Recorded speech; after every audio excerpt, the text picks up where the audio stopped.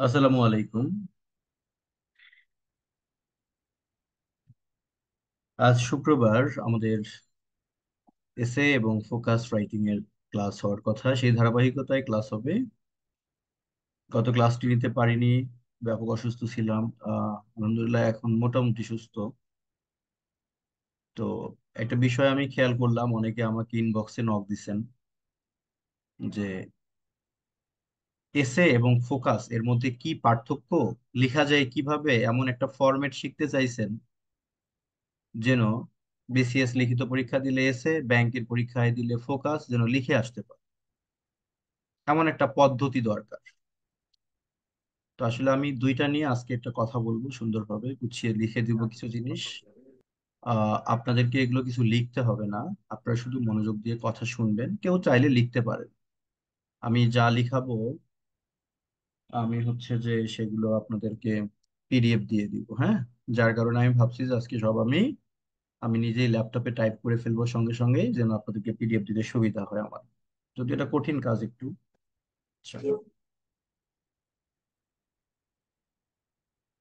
প্রথমত বিষয় হচ্ছে এসে আর ফোকাসের মধ্যে কোনো পার্থক্য নেই। এস এর সাইজটা বড়, বিসিএস এ 1000 শব্দ লিখতে হয়। ফোকাসটা ছোট, 300 350 শব্দের মধ্যে লিখতে হয়।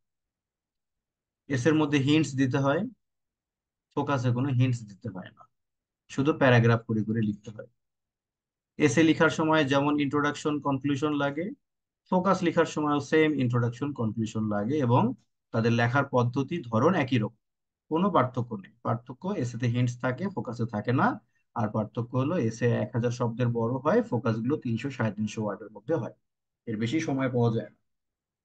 আচ্ছা, 1000 শব্দের এসে তো হবে, কারণ এসে থাকে 50 নাম্বার, আর ব্যাংকের ফোকাসে থাকে 35 নাম্বার, 35। তো আমরা আজকে একটা প্র্যাকটিক্যাল টপিক দেখবো, কিভাবে লিখতে হয় আমি লিখে দেখাবো। প্লাস আপনাদেরকে আমি গত মাসেও বেশ কিছু এসে সাজেস্ট করেছিলাম, কিন্তু আপনারা জানেন যে দেশ পরিবর্তন হওয়ার কারণে সেই টপিকগুলো এখন আর গুরুত্বপূর্ণ না। দেশ পরিবর্তন, সরি, মানে দেশের সরকার ব্যবস্থার পরিবর্তন হওয়ার কারণে ওই টপিকগুলো অনেক গুরুত্বপূর্ণ না। তাই আমি নতুন করে কিছু টপিক সাজিয়েছি, সেগুলো রিকমেন্ড করব।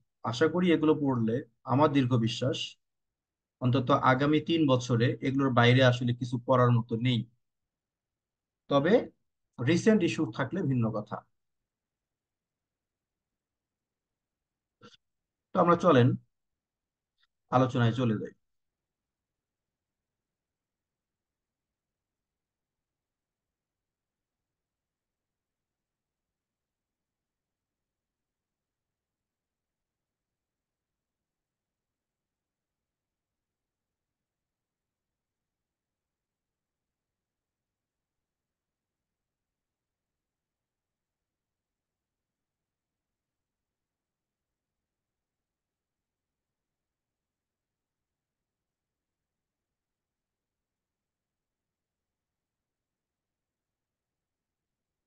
আচ্ছা,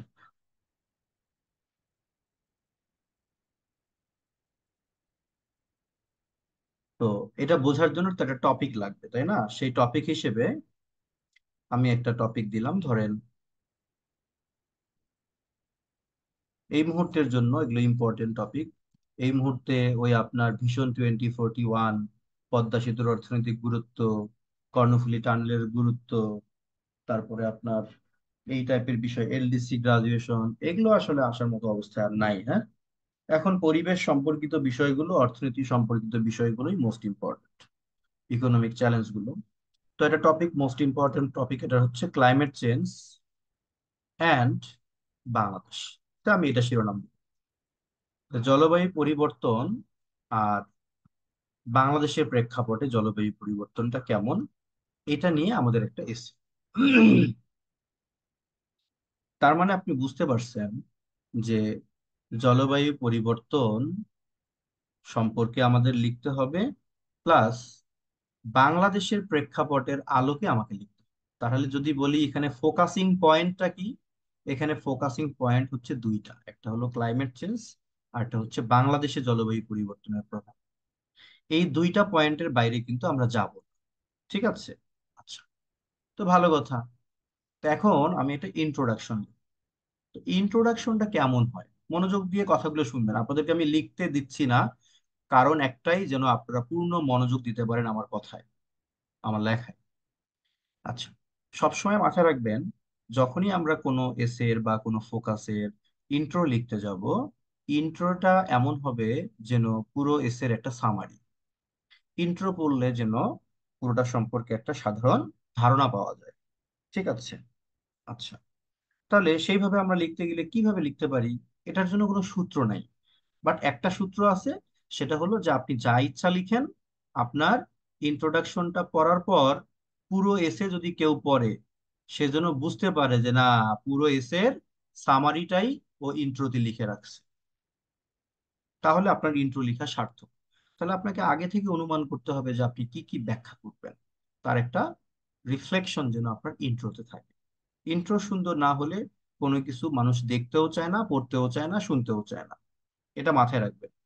ইন্ট্রো সুন্দর হলে এটার উপরই পরীক্ষক মোটামুটি প্রিপারেশন নিয়ে নেয় যে কত মার্কস দিতে পারে। যে কথা কেউ বলে না সেটা আমি বললাম। সবাই বলে পেজ কত লিখছে। নো, ইন্ট্রো দেখে নির্ধারণ করা যায় কত মার্কস সে পেতে পারে। তাহলে আমি যদি ইন্ট্রো লিখি, কিভাবে সামারিটা লিখা হবে, তাই না? আমি তো আমার ভাষায় লিখি। দেখেন, আমি লিখলাম যে climate change caused by global warming. খেয়াল করে যান সেন্টেন্সের ধরনগুলো, খেয়াল করে যান যে কিসের সাথে কি আমি ট্যাগটা যোগ করে দিই। সবাই একটু মিউট হবেন প্লিজ, হ্যাঁ? সবাই একটু মিউট হবেন প্লিজ। ক্লাইমেট চেঞ্জ, এখনো মিউট হচ্ছে না কি? ওহিদুর রহমান আর রাসেল মাহমুদ কে দুইবার মিউট করে দিছি। আচ্ছা, তাহলে আমি কি লিখলাম? Climate change caused by global warming. তার মানে আমি বুঝাচ্ছি গ্লোবাল ওয়ার্মিং বা বৈশ্বিক উষ্ণতার কারণে জলবায়ু পরিবর্তন হয়। ভালো কথা। ওকে। আর গ্লোবাল ওয়ার্মিংটা কেন হয়? ফর, ফর মানে এখানে কারণ বা জন্য, দা এমিশন। আমি এমিশনের সাথে একটা অ্যাডজেক্টিভ যোগ করে দিলাম যে এক্সট্রিম। কি করতো? রাসেল মাহমুদ, আমি মিউট করে দিচ্ছি, আর কোনো ধরনের সাউন্ড করা যাবে না প্লিজ। ফোনে আর টাচ করা যাবে না ভাই। এই অবস্থায় এখন ক্লাস করতে হবে একটু। ফর দা এক্সট্রিম এমিশন, আমি একটু এটা বাড়াই দিলাম, অতিমাত্রায় নির্গমন অফ কার্বন ডাই অক্সাইড। অবশ্যই ধৈর্য নিয়ে অবজার্ভ করতে হবে আজকের ক্লাসটা। সেন্টেন্সের ধরনগুলো বোঝার চেষ্টা করতে হবে। তাহলে ক্লাইমেট চেঞ্জ ঘটে থাকে কিসের কারণে? গ্লোবাল ওয়ার্মিং এর কারণে। গ্লোবাল ওয়ার্মিং কেন ঘটে? প্রচুর মাত্রায় কার্বন নিঃসরণের কারণে। আর এই কার্বন নিঃসরণ হয় কিভাবে? ফ্রম দা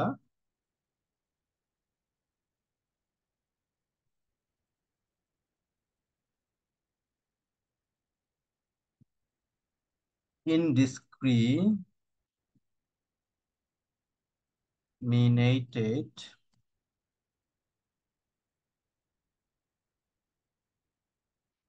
বা ইনডিসক্রিমিনেট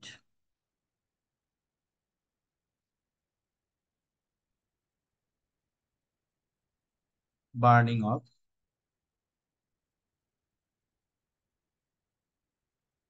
ফসিল ফুয়েলস। খেয়াল করে যান, মানে চরম মাত্রায় নির্বিচারে যে জীবাশ্ম জ্বালানি পোড়া হয়, তার ফলে কার্বনটা আসে। আর এই জ্বালানি পড়ে কে, কে পড়ে? সেটার জন্য আমি লিখে দিব যে by numerous vehicles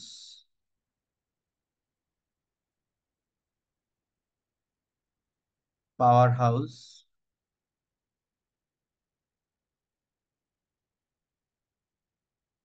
and industries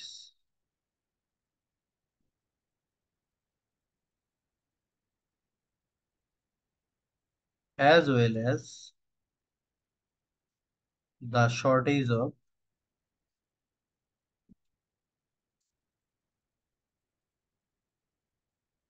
sufficient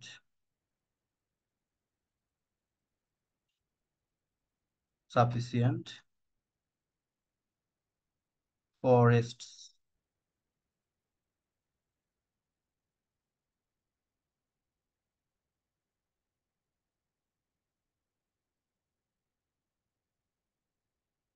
sufficient forest, পর্যাপ্ত বনের অভাবের কারণে। আচ্ছা, এতক্ষণ ধরে আমি যা লিখলাম এটা হলো বাক্যের সাবজেক্ট, দ্য সাবজেক্ট। এবার আমি লিখব ইজ আ গ্লোবাল ইস্যু, এটা একটা বৈশ্বিক সমস্যা। Which has become a great threat for the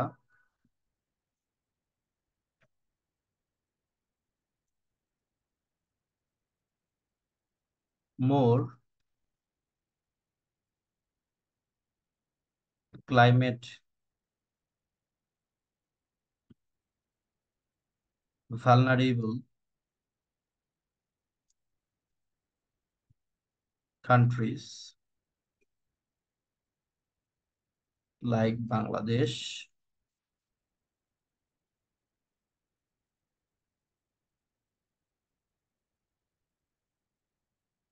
which has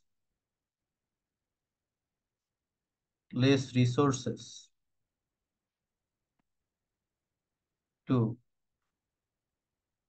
combat the adverse effects of climate change.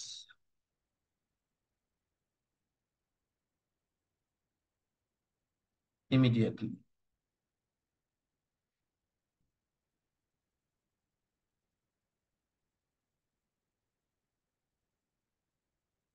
খেয়াল করে যান, সেন্টেন্সটার ধরনটা বুঝে যান। এটা আমার ইন্ট্রোডাকশন, আমি বুঝাবো। আমাকে একটু ভাবতে হবে, একটু ভেবে ভেবে লিখতে হবে। আচ্ছা, সাথে আমি লিখে দিতে পারি আরেকটা বাক্য, যে বাংলাদেশ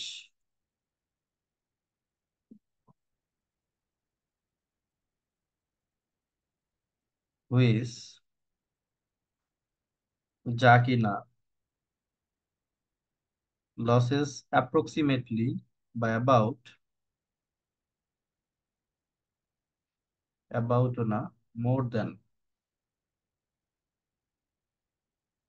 1 বিলিয়ন অ্যানুয়ালি, বছরে 1 বিলিয়ন সমপরিমাণ, $1 billion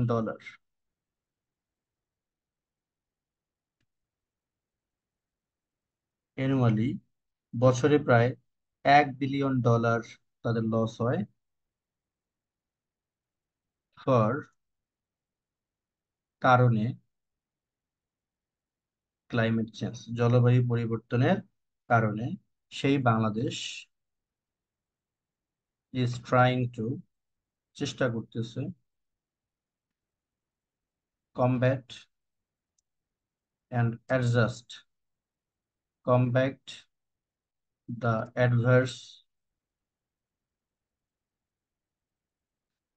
effects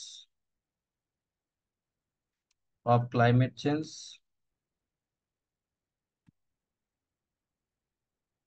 and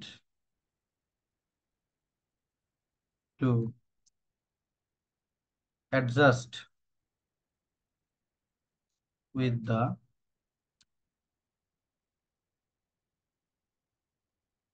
changing environment, চেষ্টা করতেছে। Although Bangladesh emits only less than 1% of total of total carbon emission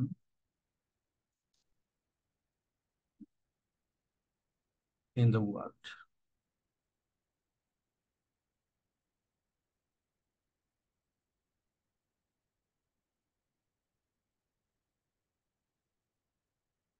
খেয়াল করে যান, আমি বলছি যে ইন্ট্রোডাকশনটা হবে পুরো এসের একটা কি সামারি।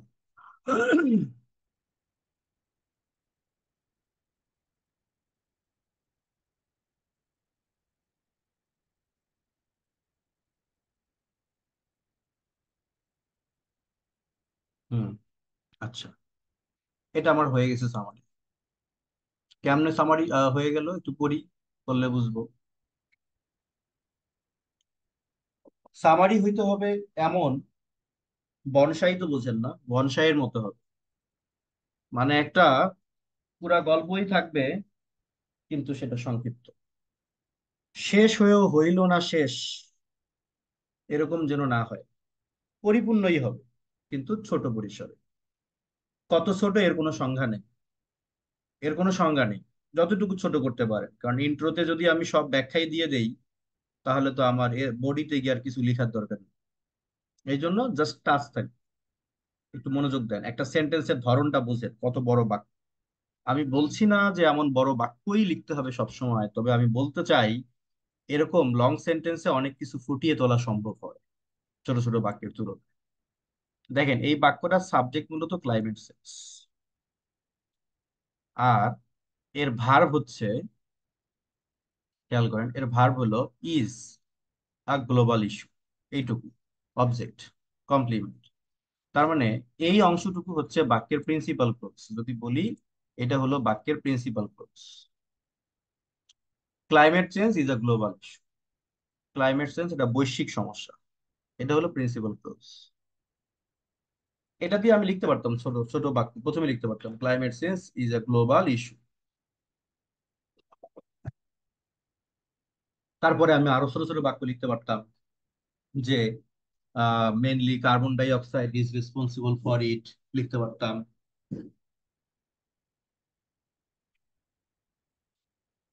মানে এরকম অনেক খুচরা বাক্য লেখা সম্ভব,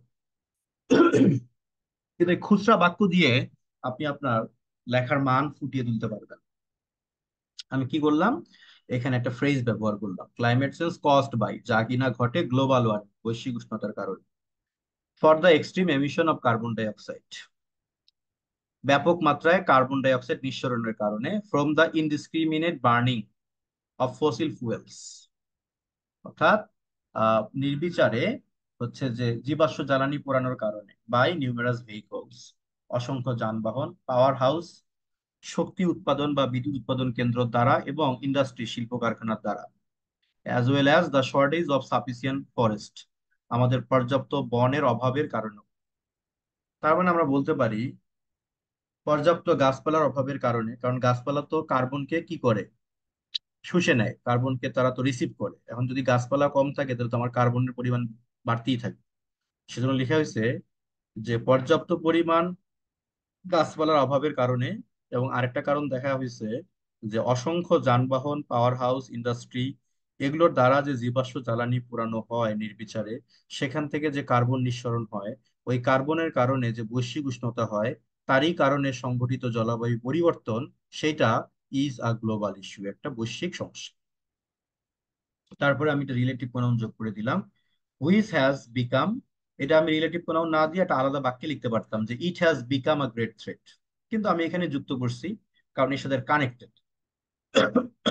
সরি, তাহলে কি হলো, which has become a great threat, যা একটা বড় রকমের ঝুঁকি হয়ে দাঁড়িয়েছে, for the more climate vulnerable countries like Bangladesh, বাংলাদেশের মতো সবচেয়ে ঝুঁকিপূর্ণ যে জলবায়ু প্রবণের ঝুঁকিপূর্ণ দেশগুলো, তাদের জন্য, অধিক ঝুঁকিপূর্ণ দেশগুলো জন্য, বাংলাদেশের মতো অধিক জলবায়ু পরিবর্তনের ঝুঁকিপূর্ণ দেশগুলোর জন্য একটা বড় হুমকি হয়ে দাঁড়িয়েছে। আচ্ছা, কোন বাংলাদেশের জন্য? আমি এখানে লিখে দিয়েছি যে বাংলাদেশ, হুইচ হ্যাজ, যার আছে, লেস রিসোর্সেস, তুলনামূলক কম সম্পদ, two combat the adverse effects of climate change immediately, জলবায়ু পরিবর্তনের নেতিবাচক প্রভাবকে তাৎক্ষণিকভাবে মোকাবেলা করার মতো যে রিসোর্স, সেই রিসোর্স কিন্তু বাংলাদেশের কম। দেখেন একটা সেন্টেন্স কিন্তু ভাই, এটা পুরোটাই, এখান থেকে শুরু করে এটা পুরোটাই একটা সেন্টেন্স। এই সেন্টেন্সটা লিখা মোটেও কোনো কঠিন কাজ না। জাস্ট দেখেন, আমি গ্লোবাল ইস্যুর পর একটা ফুল স্টপ দিয়ে লিখতাম ইট, আমি ইট না দিয়ে রিলেটিভ প্রোনাউন যোগ করে দিচ্ছি which has become a great threat for the climate vulnerable countries like Bangladesh. এখানে ফুল স্টপ দিতে পারতাম, দিয়ে লিখতে পারতাম যে বাংলাদেশ হ্যাজ লেস রিসোর্সেস। না লিখে আমি আবার রিলেটিভ প্রোনাউন দিয়েছি which has less resources two combat the adverse effects of climate change immediately. খারাপ কি? তাহলে পুরো বাক্যের অর্থটা কি দাঁড়ালো? পুরো বাক্যের অর্থটা দাঁড়ালো এরকম যে আমরা যদি একসাথে এর বাংলাটা বলি, তাহলে ভেঙে ভেঙে আমাদেরকে বলতে হবে যে পর্যাপ্ত গাছপালার অভাবের কারণে এবং অসংখ্য যানবাহন, বিদ্যুৎ উৎপাদন কেন্দ্র, শিল্প কারখানা কর্তৃক নির্বিচারে জীবাশ্ম জ্বালানি পুড়িয়ে কার্বন নিঃসরণের কারণে বৈশ্বিক উষ্ণতার ফলে যে জলবায়ু পরিবর্তন, তা বাংলাদেশের মতো সেই সব ঝুঁকিপূর্ণ দেশ যাদের কিনা জলবায়ু পরিবর্তনের নেতিবাচক প্রভাব তাৎক্ষণিক মোকাবিলা করার মতো ক্ষমতা খুবই কম, তাদের জন্য একটা বড় হুমকি হয়ে দাঁড়িয়েছে। এর পরের বাক্যে আমি কি লিখলাম? যে বাংলাদেশ, এরপরের বাক্যে Bangladesh which losses more than $1 billion annually for climate change. Bangladesh যে কিনা জলবায়ু পরিবর্তনের কারণে প্রতি বছর $1 বিলিয়ন পরিমাণ তার লস হয়। জলবায়ু পরিবর্তনের ফলে বন্যা হয়, খরা হয়, এইসব হিসাবে আর কি $1 বিলিয়ন এরও বেশি তাদের ক্ষতি হয়। সেই বাংলাদেশ, তাহলে দেখেন এখানে হুইচ থেকে শুরু করে এই অংশটুকু কিন্তু আমার অ্যাডজেক্টিভ ক্লোজ। তাহলে আমার আসল সাবজেক্ট কে? বাংলাদেশ।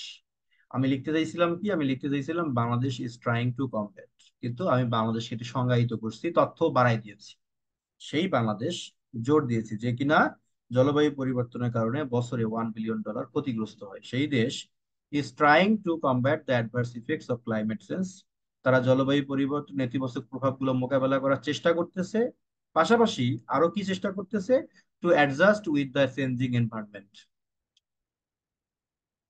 জলবায়ু পরিবর্তনের ফলে যে পরিবেশের পরিবর্তন হয়, সেই পরিবর্তিত পরিবেশের সাথে তারা মিলে যাওয়ার চেষ্টা করতেছে। সাথে আর একটা এক যোগ করছি।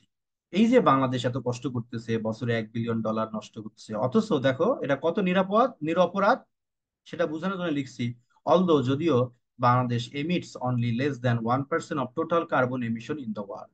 সারা বিশ্বে যে পরিমাণ কার্বন নিঃসরণ হয়, বাংলাদেশ কিন্তু তার 1%-এরও কম নিঃসরণ করে। খেয়াল করছেন? ইন্ট্রোডাকশন। হালকা একটু অহংকার করি, মনে কষ্ট নেবেন না, আপনাদের চোখ খুলে দেওয়ার জন্য একটু অহংকারটা করতে হচ্ছে। আমি যে ইন্ট্রোডাকশনটা বানাই লিখলাম, দেশের ভিতরে তো অনেক বিখ্যাত বিখ্যাত বই আছে যেগুলো প্রচুর বিক্রি হয়। বইগুলো খুলে দেখবেন তাদের কয়টা এসেতে এরকম একটা সামারি টাইপের একটা পরিপূর্ণ ইন্ট্রোডাকশন আছে, খেয়াল করে দেখেন। খুঁজে পাইলে আমার বলবেন। আমি কখনো পাইনি, আমার কাছে তো এমন কোনো প্রকাশনী নাই যার বই আমার কাছে নাই। শেখার জন্য, দেখার জন্য, তুলনা করার জন্য, নিজের চোখ খোলার জন্য কিনেছি। কিন্তু কিনছি, খুলছি, দেখছি আর আলহামদুলিল্লাহ বলছি, না আলহামদুলিল্লাহ আমি ঠিক আছি। চেষ্টা করছিলাম বই থেকে ছাপাই ছাপাই ছাপাই ছাপাই দিব আপনাদেরকে, কিন্তু না, সুযোগ নাই। খাটতেই হবে, কারণ এইভাবে রেডিমেড কিছু পাওয়া যায় না। তাহলে আমার ইন্ট্রোডাকশনটা হয়ে গেল। টপিকটা কি মনে আছে তো? টপিক হচ্ছে ক্লাইমেট চেঞ্জ এবং বাংলাদেশ। তাহলে এখানে আমরা অবশ্যই ক্লাইমেট চেঞ্জের কারণ লিখবো, বাংলাদেশে ক্লাইমেট চেঞ্জের প্রভাব আমরা লিখবো। স্যার, জি। একটু গ্রামার একটু শিখি। যে is a global issue which has, এইখানে যে হ্যাজ বসছে, এটা কি ক্লাইমেট চেঞ্জ এই ওয়ার্ডটার জন্য নাকি এ গ্লোবাল ইস্যু এই ওয়ার্ডটার জন্য একটু বলবেন? আচ্ছা, গুড, খুবই ভালো কথা বলেছেন। এই গ্লোবাল ইস্যুটাই রিলেটিভ প্রোনাউনের পূর্বে যে নাউনটা থাকে সেই নাউনটাকে অ্যান্টিসিডেন্ট ধরে নিই। মানে বলতে জি চাইছি জি যে এটা তো একটা গ্লোবাল ইস্যু, কিন্তু সেইটা জি এখন বাংলাদেশের জন্য থ্রেট হয়ে দাঁড়াইছে। বৈশ্বিক জি ইস্যু, জি বাংলাদেশের থ্রেট। আচ্ছা। জি জি ক্লিয়ার। ওকে, এবার আসি আমরা আমরা ক্লাইমেট চেঞ্জের কারণ ফলাফল লিখবো। বাট যেহেতু বাংলাদেশ ট্যাগটা যোগ আছে, এটাকে বলে ফোকাসিং পয়েন্ট। তাহলে আমার ফোকাসিং পয়েন্ট যেহেতু বাংলাদেশ, তাহলে আমি জলবায়ু পরিবর্তনের ফলে বাংলাদেশের অবস্থানটা কেমন সেটা একটু আমাকে তুলে ধরতে হবে অবশ্যই। তা না হলে আমার ফোকাসিং পয়েন্ট কিন্তু মিস হবে। আচ্ছা, তাহলে বাংলাদেশের অবস্থানটা যদি আমরা তুলে ধরি, যে what is the position of Bangladesh, কিন্তু ধরেন আমি এখানে লিখলাম the position of Bangladesh in climate change, in climate change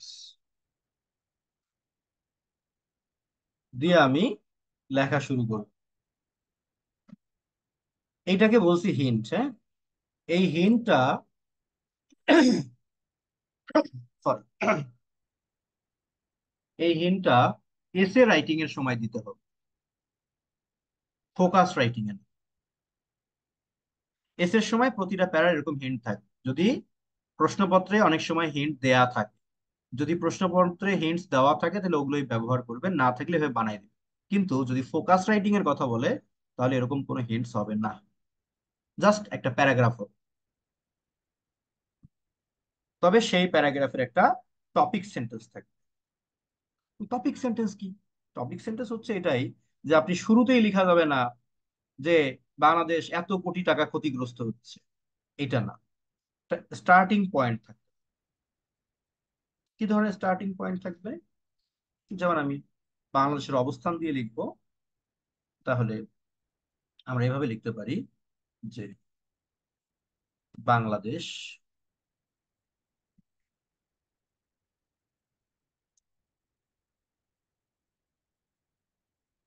has been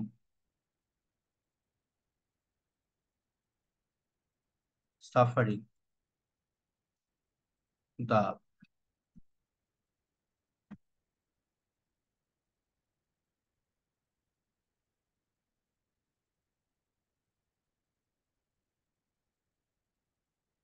adverse effects of,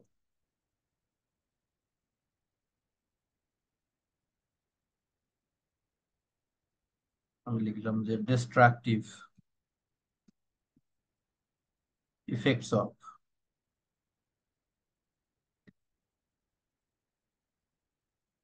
climate change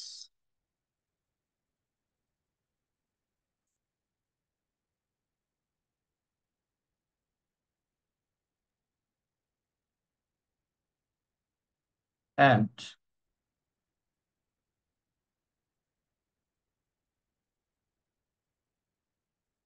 suffering extremely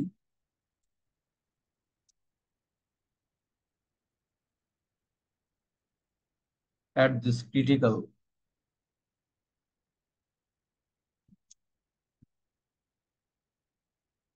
juncture of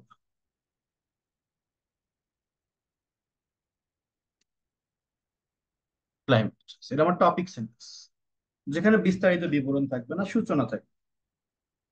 has been দিলাম এই জন্য কারণ এটা আজকে নতুন না, চলছেই।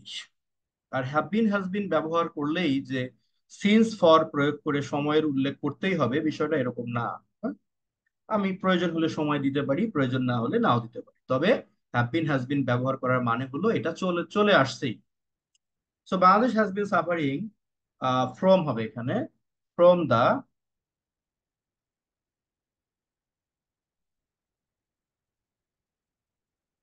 Destructive effects of climate change, জলবায়ু পরিবর্তনের ধ্বংসাত্মক প্রভাব সহ্য করেই আসছে। অ্যান্ড সাফারিং এখনো করতেছে এক্সট্রিমলি ব্যাপকভাবে at this critical juncture of climate change, জলবায়ু পরিবর্তনের এখন যে কঠিন সন্ধিক্ষণ চলছে সেই সময়েও সাফারিং করে আসতেছে। এটা আমার টপিক সেন্টেন্স। ওকে, ফাইন। এখন আমি বর্ণনায় যাব। এরকম প্রতিটা প্যারাগ্রাফ আপনি হিন্টস দিয়ে লিখেন আর হিন্টস ছাড়াই লিখেন, দ্যাট ডাজেন্ট ম্যাটার, প্রতিটা প্যারাগ্রাফের শুরুতে একটা টপিক সেন্টেন্স থাকে। যেমন আমরা হুট করে কারো কাছে গিয়ে কিছু চাই না, আগে একটা সালাম দিই, আসসালামু আলাইকুম, অথবা যে ধর্মের সেই ধর্ম অনুযায়ী, তারপরে আমরা বলি কেমন আছেন ভাই, তারপরে আমরা আলোচনায় যাই। এরকম প্রতিটা প্যারাগ্রাফের একটা স্টার্টিং থাকতে হবে। আচ্ছা, তাহলে আমি একটু সংক্ষেপে বাংলাদেশের অবস্থানটা লিখবো, তাই তো? তাহলে আমি লিখলাম Bangladesh,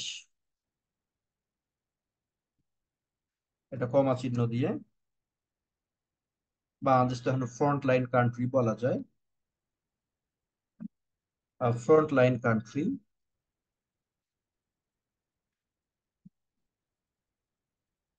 in the global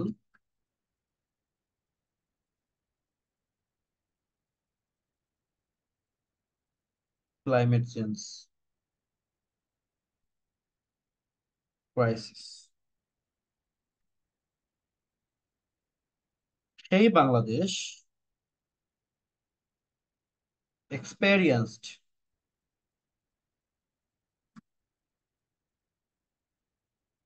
185 extreme weather events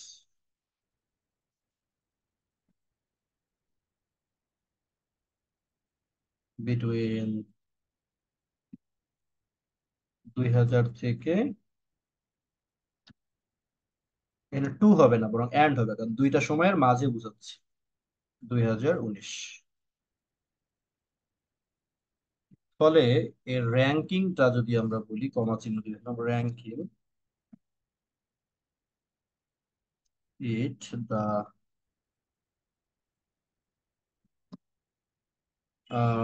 কত, 8,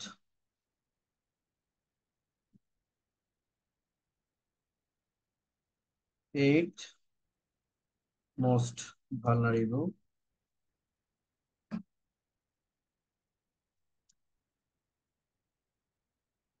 nation to climate change।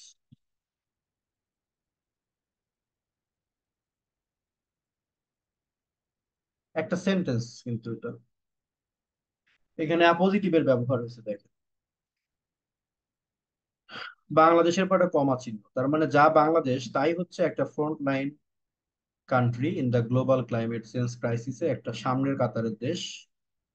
সেটাই আবার এক্সপেরিয়েন্সড 185 এক্সট্রিম ওয়েদার ইভেন্টস, মানে সেই বাংলাদেশের কথাই বলছি যে কিনা 2000 থেকে 2019 এর মধ্যে 185টা বড় রকমের হচ্ছে আবহাওয়া সংক্রান্ত দুর্যোগের মুখোমুখি হয়েছিল।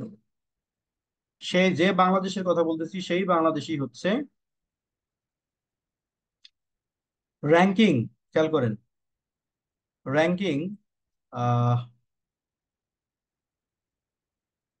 ইট the eight most vulnerable nation to climate change, জলবায়ু পরিবর্তনের যে ঝুঁকিপূর্ণ দেশগুলো আছে তাদের মধ্যে অষ্টম স্থান অধিকার করেছে। এতক্ষণ থেকে আমি যা লিখছি এগুলো ছিল বাক্যের পুরোটাই হলো সাবজেক্ট। এখন আমি ভার্ব লিখব, ভার্ব লিখব।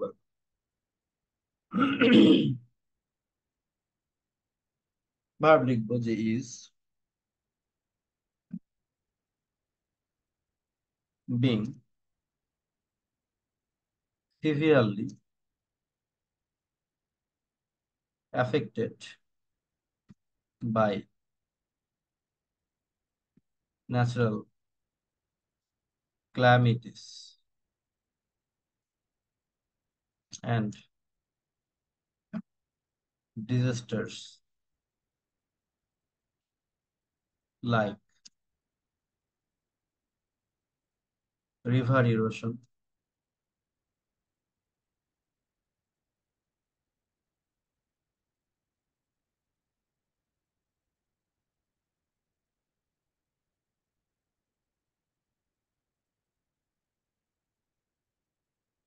river erosion, কমা চিহ্ন দিয়ে,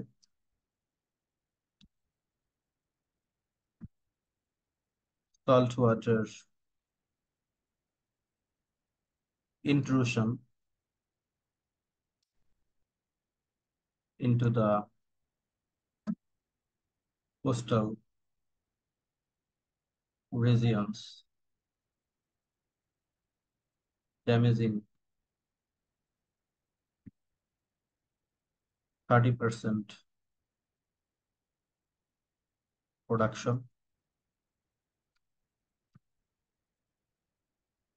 30% of total production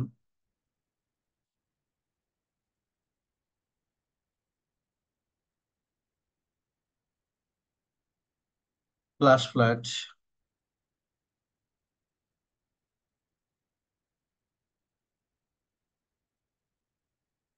এরপরে আসেন যে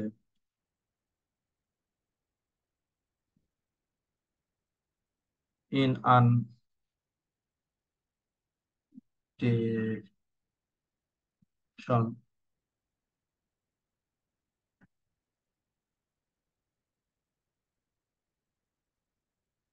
দীর্ঘ প্লাবন। এরপরে আসেন যে সাইক্লোন,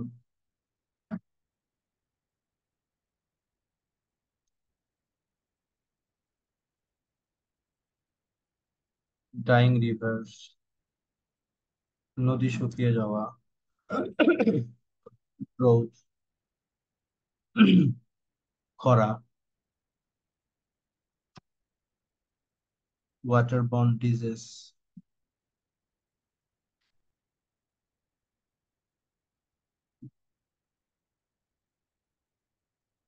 লাইট।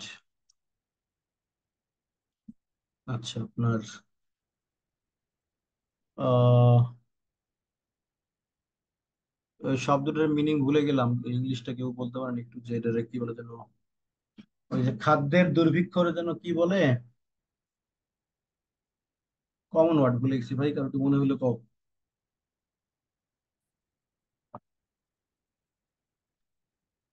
কি যেন বলে।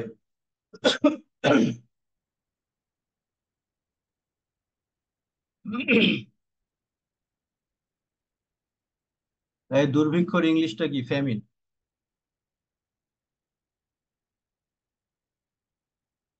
লাইট ফেমিন,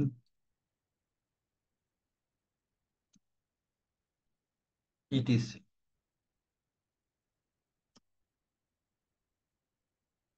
ওই স্যার।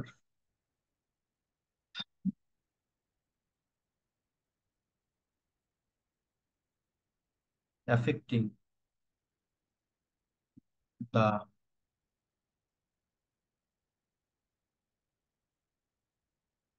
ইকোনমি অফ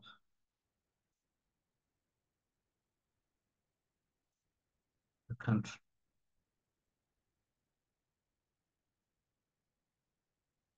বাংলাদেশের অবস্থান লিখলাম, খেয়াল করেন। আপনি একটু পড়েন ভাই, আমার একটু 1 মিনিট 2 মিনিট একটু যেতে হবে। আপনি একটু পড়েন, আমি বুঝাই দিচ্ছি। Okay sir.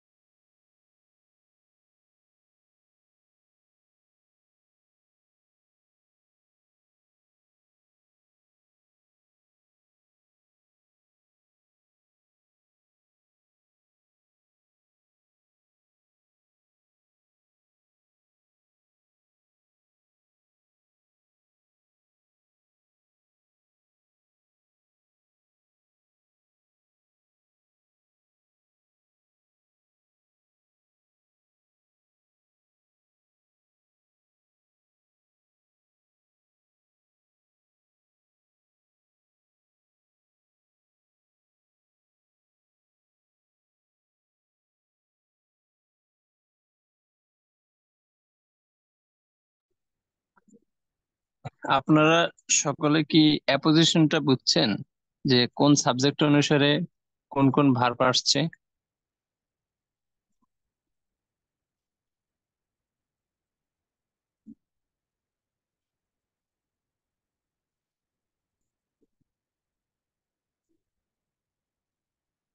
কিন্তু রেসপন্স করতেছে না, স্যারেরই দরকার।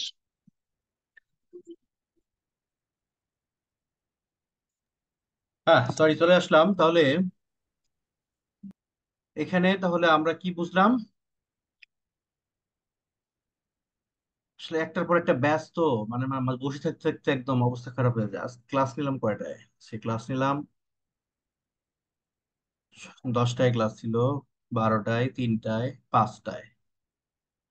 এরপরে আমার এটা গুলো কোচিং এর ক্লাস। আমার অনলাইন ব্যাচের ক্লাস শুরু করলাম 8টায়, হলো কিডস এর ক্লাস। 9টায় নিলাম ভার্সিটি এডমিশনের ক্লাস। ওদের ক্লাসটা মোটামুটি 50 মিনিট শেষ করে আপনাদের ক্লাসে ঢুকলাম 10টায়। মাঝে মাঝে ভাবি যে আসলে কেমনে কি করি। আচ্ছা, এখানে বলছে Bangladesh has been suffering from the destructive effects of climate change and suffering extremely at the critical juncture of climate change. Bangladesh হচ্ছে জলবায়ু পরিবর্তনের কঠিন সন্ধিক্ষণে বেশি করে ভুগতেছে এবং ভুগে আসছেই জলবায়ু পরিবর্তনের নেতিবাচক প্রভাব। Bangladesh front line country in the global climate crisis. এখানে বাংলাদেশটা হচ্ছে নাউন। আর কোন নাউনকে বিশেষায়িত করতে গিয়ে আমরা যে ফ্রেজ গুলো ব্যবহার করি তাকে বলা হয় অ্যাপোজিটিভ বা কেস ইন অ্যাপোজিশন। যেমন বাংলাদেশের পরে একটা পজিটিভ হচ্ছে a front line country in the global climate crisis. বৈশ্বিক জলবায়ু সংকটে সামনের কাতারে এগিয়ে থাকার একটা দেশ, এটা একটা অ্যাপোজিটিভ। অ্যাপোজিটিভ আরেকটা দিয়েছি, experienced 185 extreme weather events between 2000 and 2019। 2000 এবং 2019-এর মধ্যে 150টা চরম আবহাওয়া সংক্রান্ত অভিজ্ঞতার মুখোমুখি যে দেশ সেটা। আরো বলছি, ranking it the 8th most vulnerable nation to climate change. সবচেয়ে জলবায়ু পরিবর্তনের ঝুঁকিতে আছে যে দেশগুলো, তাদের হিসাব করলে বাংলাদেশ 8 নাম্বার সিরিয়ালে পড়ে। এটা বোঝেন কি অবস্থায় আছে। এতক্ষণ থেকে যা লিখছি এগুলো ছিল সবই বাক্যের সাবজেক্ট। সাবজেক্ট যত বড় হোক না কেন, ভার্ব বসে কিন্তু প্রথম নাউন অনুসারে। প্রথম নাউন যেহেতু বাংলাদেশ সিঙ্গুলার, তাই ভার্ব দিয়েছি সিঙ্গুলার ইজ। প্যাসিভ ভয়েস হওয়ার কারণে being, is being severely affected, মারাত্মকভাবে ক্ষতিগ্রস্ত হচ্ছে। অ্যাফেক্টেড, অ্যাফেক্ট হলো ক্ষতিগ্রস্ত হওয়া, প্রভাবিত হওয়া। কিসের দ্বারা ক্ষতিগ্রস্ত হচ্ছে? বাই ন্যাচারাল ক্ল্যামিটিস অ্যান্ড ডিজাস্টার্স, প্রাকৃতিক যে দুর্যোগগুলো আছে সেগুলো, এবং এর সাথে আরো সংশ্লিষ্ট দুর্যোগগুলো দিয়ে। কোন ধরনের দুর্যোগ? যেমন উদাহরণ দিচ্ছি, লাইক রিভার ইরোশন, নদী ভাঙ্গন; সল্ট ওয়াটার ইন্ট্রুশন, লবণাক্ত পানির প্রবেশ। কোথায় প্রবেশ করে? Into the coastal regions, damaging 30% of total population production. Salt water intrusion, লবণাক্ত পানির প্রবেশ, পানিগুলো কোথায় প্রবেশ করে? ইনটু দ্য কোস্টাল রিজিয়নস, উপকূল অঞ্চলে। ফলে কি হয়? ফলে মোট উৎপাদনের 30% কমে যায়। এটা আবার এখানে যোগ করে দিয়ে দিছি। কতটা ইনফরমেটিভ করার চেষ্টা করছি খেয়াল করেন। শুধু সল্ট ওয়াটার ইন্ট্রুশন না, ওখানে আবার যোগ করছি যার কারণে ওই এলাকার মোট উৎপাদনের 30% উৎপাদন নষ্ট হয়। তারপরে ফ্লাশ ফ্লাড, আকস্মিক বন্যা, ইনআন্ডেশন, দীর্ঘমেয়াদী বন্যা। তারপরে আচ্ছা, সাইক্লোন, ডাইং রিভার, নদী শুকিয়ে যাওয়া, ড্রোট, খরা, ওয়াটার বোর্ন ডিজিজ। এইসবের কারণে বিভিন্ন রকম পানিবাহিত রোগ হয় সেটা। হ্যাঁ, এই সব কিছু এখানে যোগ করে দেওয়া হয়েছে, দেখেন। তবে এখানে একটা জিনিস আমার মনে হচ্ছে সাজানো, আরো ভালো করে সাজানো যেত। যেমন ওয়াটার বোর্ন ডিজিজ, এইটাকে আমার এইখানে রাখা ঠিক হয়নি। এটাকে আমি একটু এখান থেকে সরিয়ে আমি ফ্লাডের ওখানে নিয়ে যাই। হ্যাঁ, তাহলে ভালো শোনায়। এইখানে দিয়ে দেই আমি, তাহলে বুঝাবে যে হ্যাঁ এগুলোর ফলেই তো পানিবাহিত রোগ হয়। আচ্ছা, আরেকটা জিনিস যোগ করলে ভালো হতো দুর্যোগের মধ্যে, রিভার ইরোশনের আগে আমি আরেকটা জিনিস লিখতে পারতাম। সেটা হচ্ছে রাইজ অফ সি লেভেল বা rising sea level. River erosion, তারপর আসেন রাইজিং সি লেভেল। ওকে, তাহলে এই ধরনের দুর্যোগগুলো দেখা দেয়। তারপর লাইট ফেমিন, হালকা মাঝারি বা ছোট দুর্ভিক্ষ টাইপের, হ্যাঁ, খরা, এগুলো। কথা এখানেই শেষ না। হুইচ আর এফেক্টিং, মানে এই দুর্ভিক্ষগুলো, এই দুর্যোগগুলো আবার affecting the economy of the country, দেশের অর্থনীতিকে ক্ষতিগ্রস্ত করতেছে।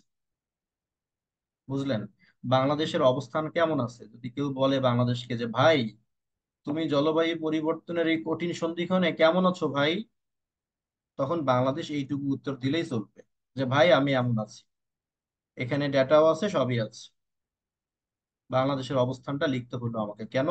কারণ আমার ফোকাসিং পয়েন্ট ছিল climate change and Bangladesh. Okay, এখন এত প্যারা না নিয়ে আমরা কি করব, এখন আমরা কারণগুলো লিখবো, জলবায়ু পরিবর্তন কেন হয়। হ্যাঁ, জলবায়ু পরিবর্তনের আমরা একটা একটা করে কারণ লিখব। চলেন দেখি। স্যার হচ্ছে জি। এক্সপিরিয়েন্সড আর র্যাঙ্কিং, এই দুইটা কোন পার্টস অফ স্পিচ এবং কোনটা অনুসারে লেখা হয়, নাকি এটা আলাদাভাবে অ্যাপোজিশন অ্যাপোজিটিভ হিসেবে বসে? ওকে ফাইন, ভালো বলেছেন। এক্সপেরিয়েন্সড খুব গুরুত্বপূর্ণ, লাখ টাকার কোশ্চেন। ধন্যবাদ। আপনার নাম কি ভাই? আমার নাম রাসেল। রাসেল। লাখ টাকার প্রশ্ন, এই প্রশ্নগুলো কেউ করে না। এক্সপেরিয়েন্স, এক্সপেরিয়েন্স হচ্ছে ভার্বের পাস্ট পার্টিসিপল। আর আহ, হ্যাঁ, আর র্যাঙ্কিং হচ্ছে প্রেজেন্ট পার্টিসিপল। তো আমরা অ্যাডজেক্টিভ ফ্রেজ গঠন করতে গেলে বিশেষ করে আমরা কখনো ভার্বের সাথে আইএনজি করে প্রেজেন্ট পার্টিসিপল করি, আবার কখনো ভার্বের পাস্ট পার্টিসিপল। আপনারা মনে রাখবেন, যে ঘটনাটা অলরেডি ঘটে গেছে সেটা বোঝানোর জন্য পাস্ট পার্টিসিপল হয়, আর যেটা ধারাবাহিকতা এখনো চলছে, চলমান, এটা বোঝানোর জন্য প্রেজেন্ট পার্টিসিপল হয়। যেহেতু বাংলাদেশ ইতোমধ্যে 185টা আবহাওয়ার সাথে সম্পর্কিত দুর্যোগের শিকার হয়েছে, তাই ওটা পাস্ট পার্টিসিপল করছি এক্সপেরিয়েন্সড। আর যেহেতু এখনো র্যাঙ্কিং এ 8-এ আছে, তাই এটা দিয়েছি আমরা র্যাঙ্কিং। কথা কি ক্লিয়ার? জি জি, হুম। Clear. Thank you sir. Thank you ভাই, এত সুন্দর প্রশ্ন, ভালো লাগছে। তাহলে যেটা ঘটে গেছে তার জন্য পাস্ট পার্টিসিপল, যেটা চলমান তার জন্য প্রেজেন্ট পার্টিসিপল। আচ্ছা, তাহলে এখানে বাংলাদেশ কেমন আছে সেই উত্তর কিন্তু আমরা পেয়ে গেছি। এখন আমরা কারণে যাব।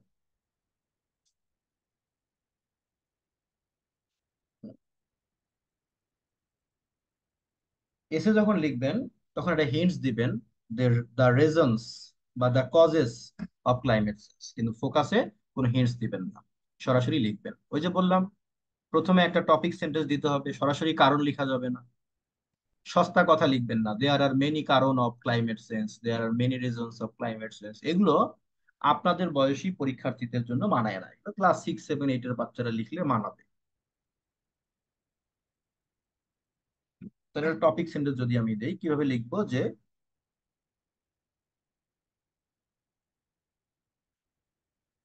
দা আর্থস, এই ধরার বা এই পৃথিবীর ক্লাইমেট চেঞ্জ, আর না লিখি, অন্যভাবে লিখি, is influenced,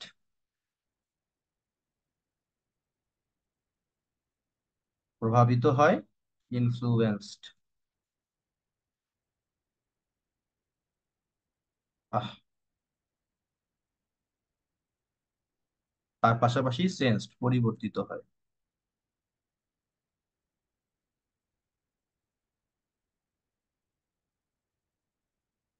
through some natural and some. আপনারা পরীক্ষায় এভাবে অ্যান্ড দেওয়ার দরকার নেই, হ্যাঁ, এটা আমি একটু ফাঁকিবাজি করার জন্য লিখলাম। আপনারা পুরোপুরি অ্যান্ড লিখবেন, এ এন টি অ্যান্ড লিখবেন, হ্যাঁ।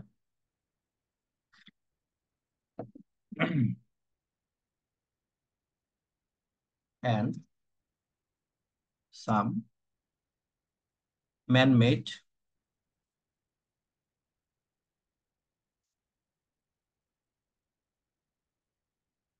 মানে মানুষ ঘটিত, দেখছেন? আমি ম্যান মেড না লিখে এটার পরিবর্তে একটা সুন্দর ওয়ার্ড লিখতে পারি। কি লিখতে পারি? Anthropogenic.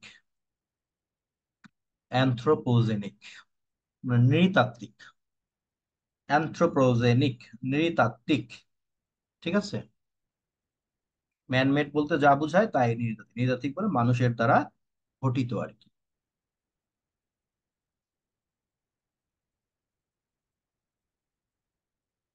Actions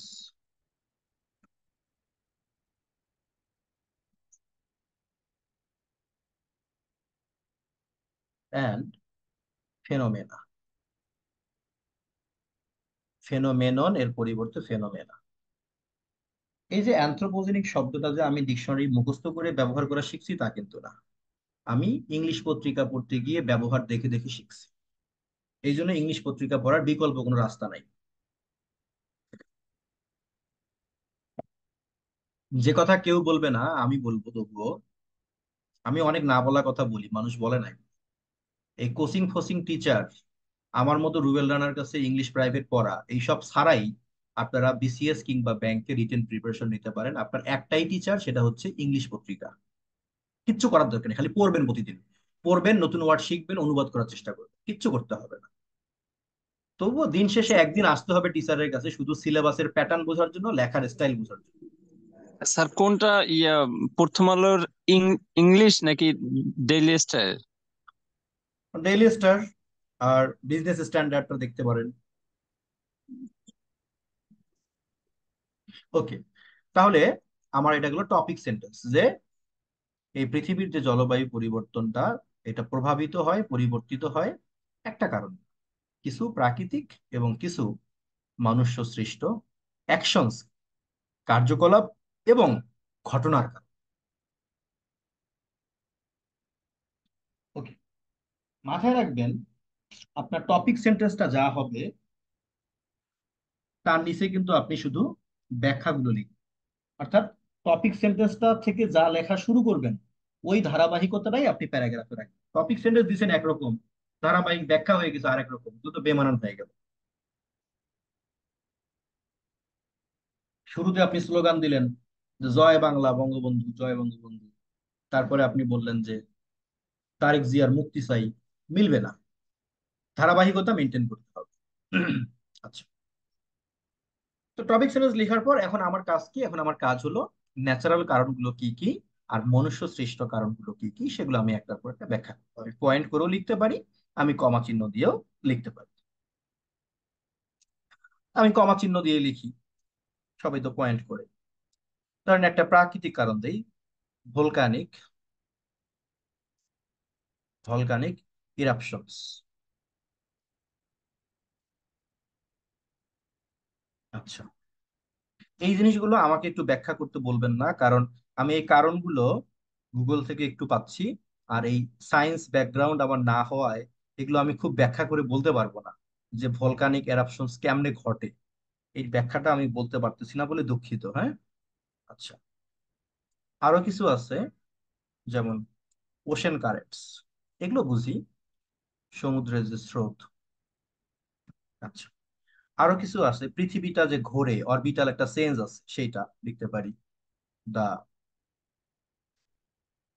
earths orbital changes, ফলে যে পরিবর্তনগুলো হয় সেইটা। মাঝে মাঝে সোলার ভেরিয়েশন হয়, সৌরজগৎ কেন্দ্রিক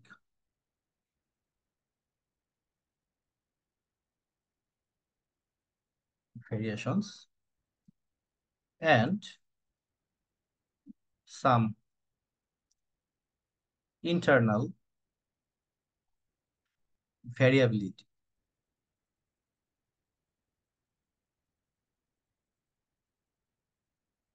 ভ্যারিয়াবিলিটিস,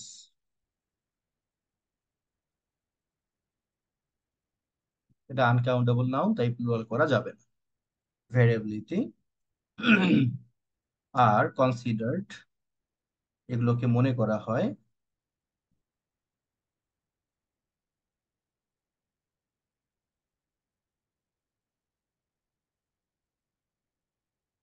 ন্যাচারাল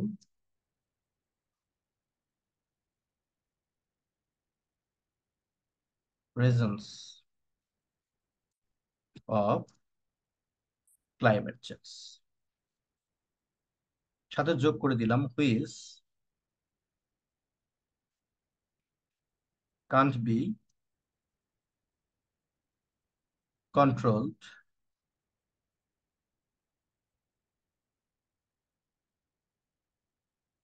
বাই হিউম্যান। বুঝলেন? সাথে একটা জিনিস যোগ করে দিচ্ছি, যে এগুলো কিন্তু মানুষ নিয়ন্ত্রণ করতে পারবে না। সোলার ভেরিয়েশন মানুষ নিয়ন্ত্রণ করতে পারবে? পৃথিবী ঘোরা কেন্দ্রিক যে পরিবর্তন মানুষ নিয়ন্ত্রণ করতে পারবে? পারবে না। তো এই জিনিসটা আমি কেন যোগ করে দিলাম? এই জিনিসটা আমি যোগ করে দিচ্ছি এজন্যই যে ক্লাইমেট চেঞ্জ দুর্নীতির মতো কোনো একটা ইস্যু না যে মানুষ আন্দোলন করে বা ছাত্র আন্দোলন করে এটা বন্ধ করে ফেলবে। জলবায়ু পরিবর্তন আটকানো সম্ভব না, তবে এর ক্ষতিকর প্রভাব কমিয়ে আনা সম্ভব।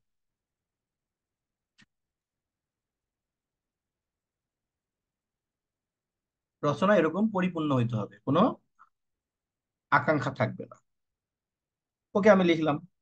এটা হচ্ছে আমাদের কি বলে যে ন্যাচারাল কারণ। এবার আসি আমরা হিউম্যান মেড বা কিছু অ্যানথ্রোপোজেনিক। সেটা আমরা একটু এভাবে লিখি যে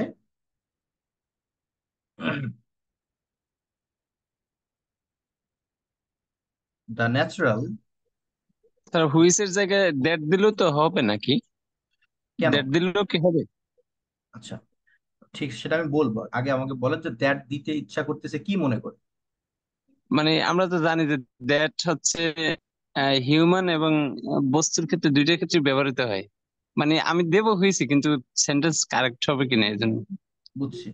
তার মানে ওই বিষয়টা আপনার মধ্যে কাজ করতেছে যে যেখানে আমাদের দ্যাট দিলে ভালো শোনায় আমরা সেখানে দ্যাট দেই, যেখানে হুইজ দিলে ভালো মানায় সেখানে আমরা হুইজ দেই। এরকম করে চলে আর কি অনেকেরই। মনে জি রাখবেন জি। হুইজ সাবজেক্টের কাজ করে আর দ্যাট অবজেক্টের কাজ করে। ওখানে কান্ট যেহেতু ভার্ব, ভার্বের সামনে আমার সাবজেক্ট দরকার, তাই আমি হুইজ দিয়েছি। যখন জি দেখবো জি। সাবজেক্ট আছে, আমার সাবজেক্ট দরকার নেই, তখন আমি দ্যাট, আমি দ্যাটের ব্যবহার দেখাবো। না স্যার, মানে আমি নিজেকে সংশোধন করতেছি। হুম, বুঝতে পারছেন তো এখন, না? জি জি জি, বুঝছি। The natural reasons.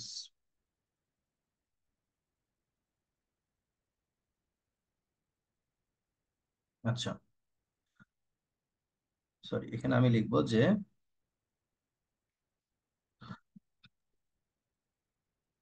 Natural reason গুলো গিয়ে গেল, এখন ম্যান মেড রিজন গুলো দিয়ে দিই।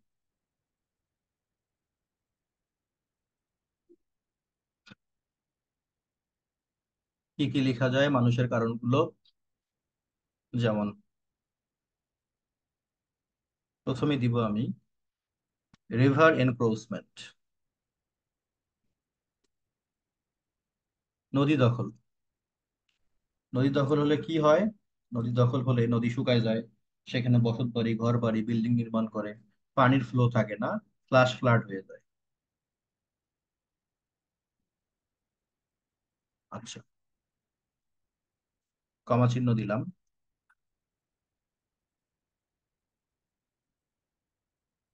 Cutting down trees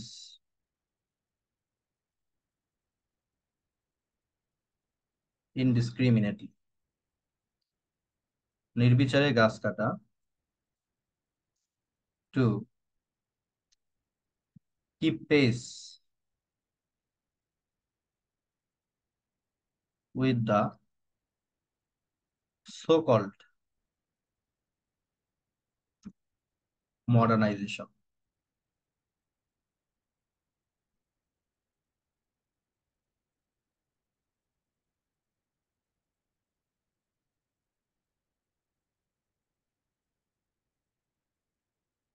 to make furniture, to keep pace with the so called modernisation. তথাকথিত আধুনিকায়নের সাথে তাল মিলিয়ে চলার নাম করে আসবাবপত্র তৈরি করতে গিয়ে নির্বিচারে গাছ কাটা। কমা চিহ্ন দিলাম। বার্নিং ফসিল ফুয়েলস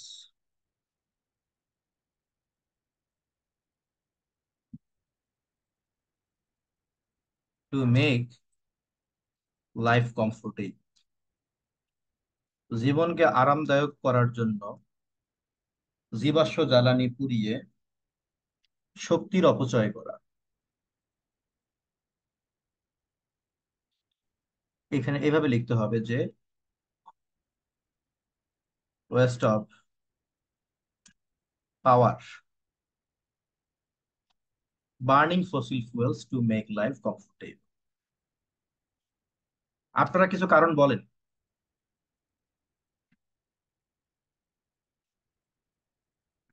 জলবায়ু পরিবর্তন মানে গ্লোবাল ওয়ার্মিং এর কারণগুলো বললে হবে।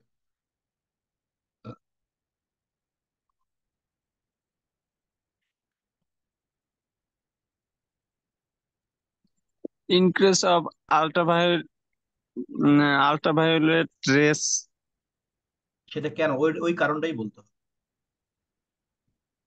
Making resource, cutting hills, in the name of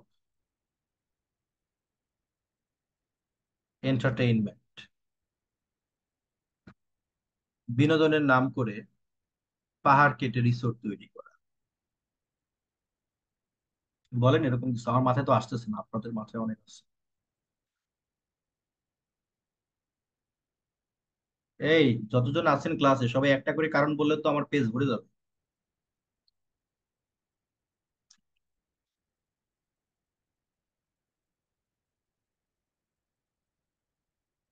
বলতে পারবেন না?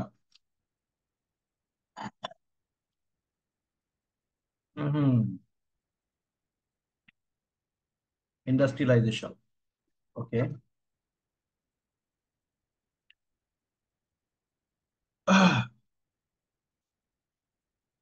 Rapid industrialisation.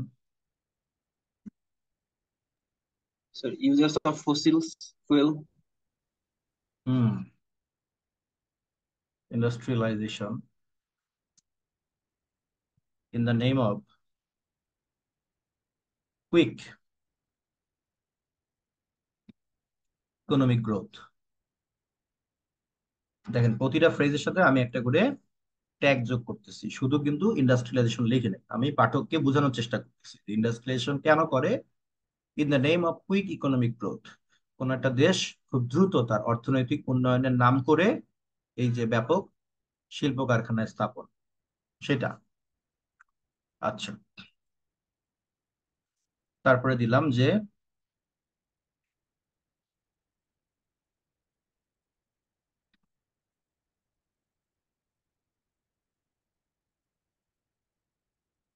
Accelerating the emission of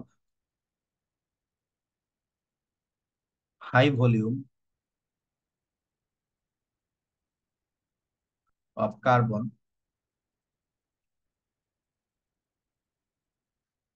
by.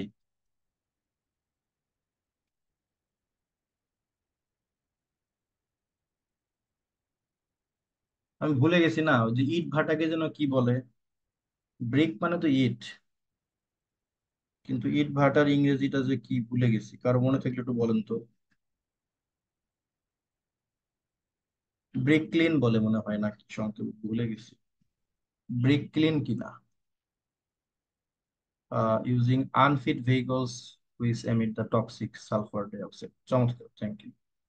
তাহলে হচ্ছে brick kilns by brick clean,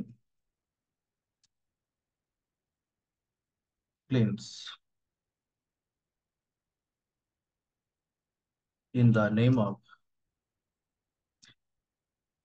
in excuse of urbanisation, নগরায়নের অজুহাতে ইট ভাটার মাধ্যমে, ইট ভাটা তো লাগবে বিল্ডিং করতে গেলে, উচ্চ মাত্রার কার্বনকে অ্যাক্সিলারেট করা, আরো বেশি বৃদ্ধি করা, নির্গমনকে, এগুলো। আচ্ছা। আহ, তারপরে আসেন numerous vehicles for faster communication, communication.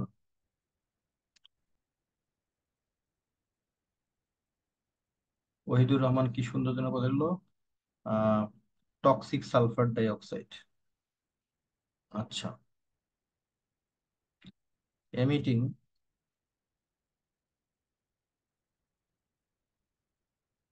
Toxic gases দিলাম এক কথায়, by numerous vehicles for faster communication.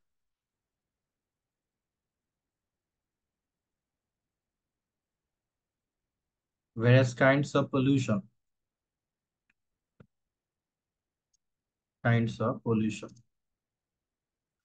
দেখছেন, শুধু শীটটা যদি আমি দিতাম, একবার পড়তেন, এই আর কি।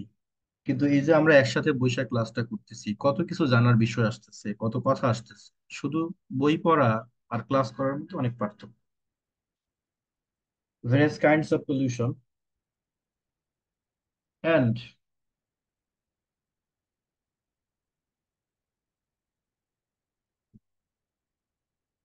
Shortage of required forest, tree দিব না, ফরেস্ট, প্রয়োজনীয় বনের যে অভাব, এই সব কিছু আর anthropogenic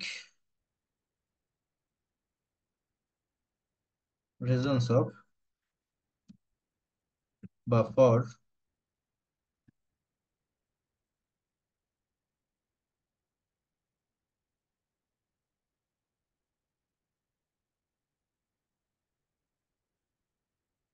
climate change and the destructive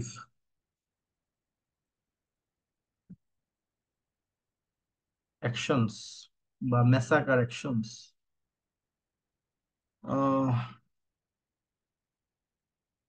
massacre of nature and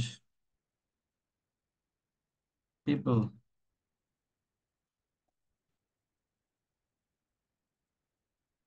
in Bangladesh.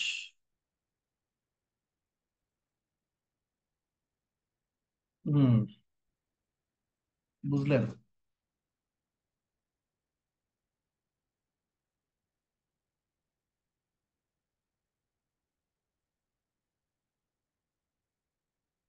তাহলে দেখেন, এখানে কত কথা চলে আসছে, আপনি কি বাদ রাখবেন? সবই আসছে। একবার পড়ি কি লিখছি, একটা সেন্টেন্স মনে হয় না, এটা হলো একটা সেন্টেন্স। নদী দখল, নির্বিচারে গাছ কাটা, আধুনিক যুগের সাথে তাল মেলাতে আসবাবপত্র তৈরির নামে গাছ কাটা, জীবনকে আরামদায়ক করার জন্য শক্তির অপচয় ঘটিয়ে জীবাশ্ম জ্বালানি পুড়ে ফেলা, এরপরে বিনোদনের নাম করে রিসোর্ট করতে গিয়ে পাহাড় কাটা, দ্রুত অর্থনৈতিক প্রবৃদ্ধির নাম করে ব্যাপক শিল্পায়ন, নগরায়নের নাম করে ইট ভাটা কর্তৃক উচ্চ মাত্রার কার্বন এমিশন, ফাস্টার কমিউনিকেশনের জন্য বিষাক্ত গ্যাসের নিঃসরণ, বিভিন্ন রকমের দূষণ, এবং সবশেষে আমাদের প্রয়োজনীয় বনের অভাব। এই সব কিছু হচ্ছে মনুষ্য সৃষ্ট কারণ জলবায়ু পরিবর্তনের জন্য। এবং আরো কিসের কারণ? এগুলো হচ্ছে বাংলাদেশের মানুষ এবং প্রকৃতির উপর যে একটা গণবিধ্বংসী প্রভাব পড়তেছে জলবায়ু পরিবর্তনের, আহ তার হচ্ছে কারণ।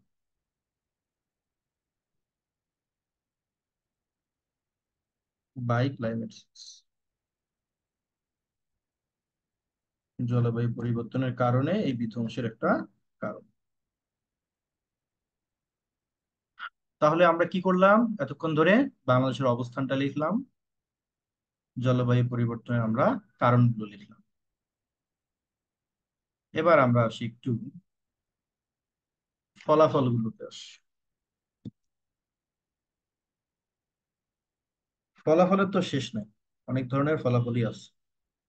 এর ফলে এর ইম্প্যাক্ট তো অনেক। এর ইম্প্যাক্ট হচ্ছে লিখে শেষ করা যাবে না, কিন্তু আমরা স্বল্প পরিসরে লিখব।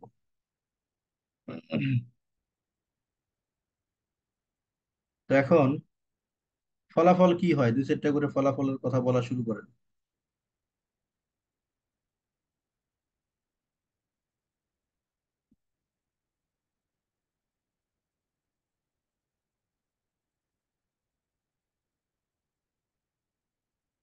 ফলাফল বলেন।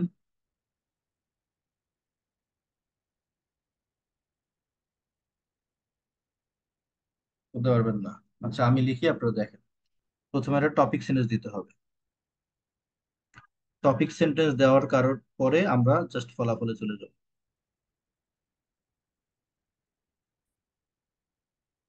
Bangladesh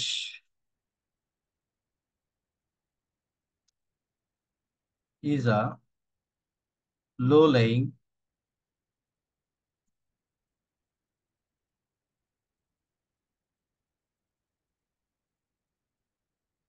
country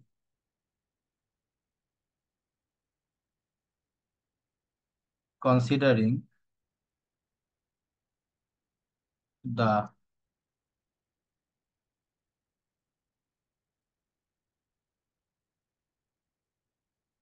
sea level। সমুদ্রের লেভেল উচ্চতা বিবেচনায় বাংলাদেশ একটা নিচু প্রকৃতির দেশ।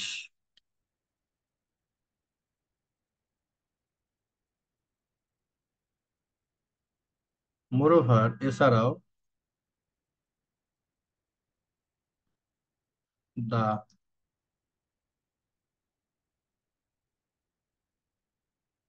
Geographic location of Bangladesh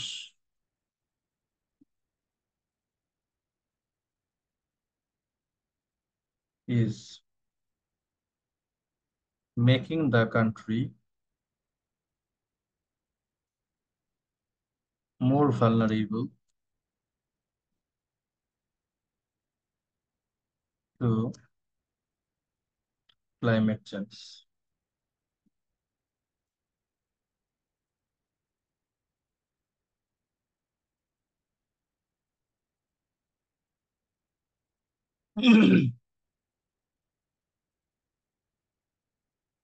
due to climate change, জলবায়ু পরিবর্তনের কারণে,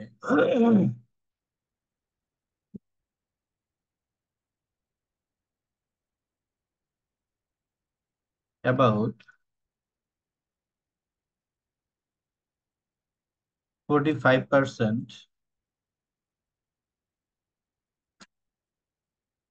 land of the country, which covers coastal region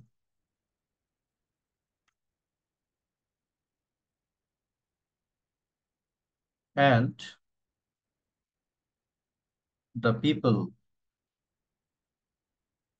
as well as the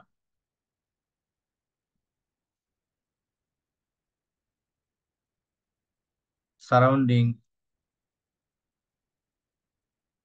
surroundings, living beings and crops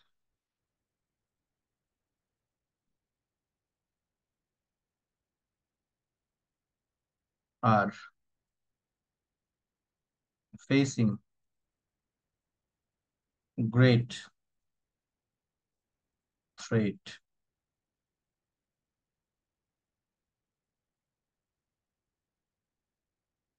eventually।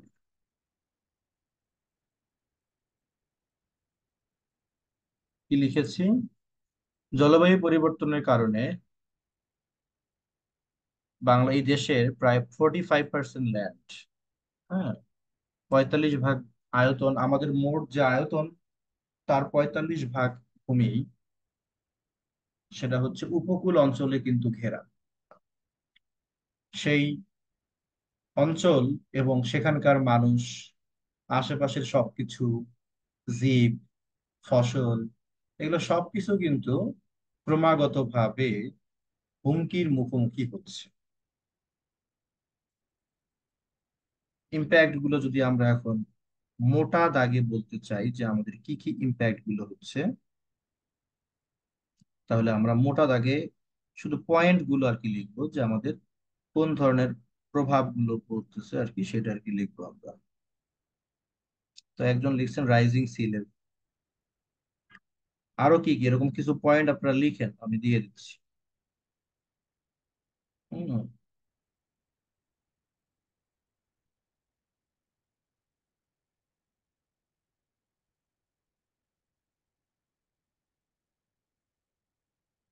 লিখেন তো একটু, কয়েকজন কয়টা করে প্রভাব লিখেন।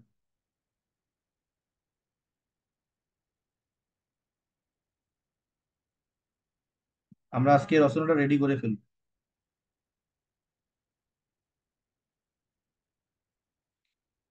আমার হাতে ফোন আছে, গুগল আছে, আমি চাইলেই সব কারণ লিখতে পারি, কিন্তু আমি চাচ্ছি যে আপনারা একটু কারণ বের করেন দুই চারটা।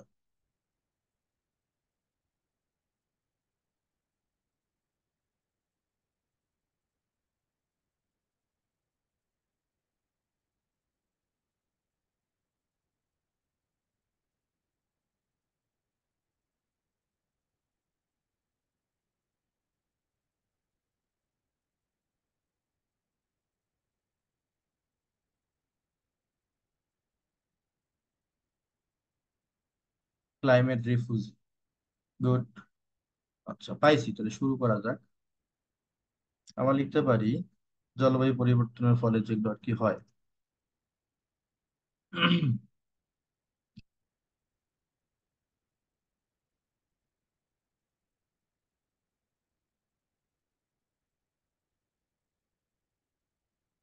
ডাইং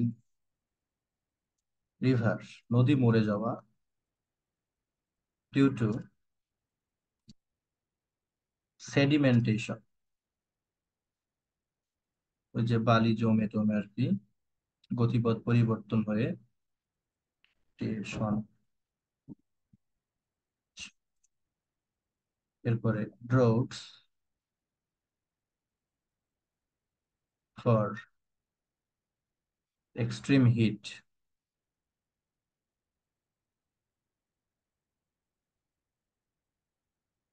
খরা। তারপরে আসেন salinity intrusion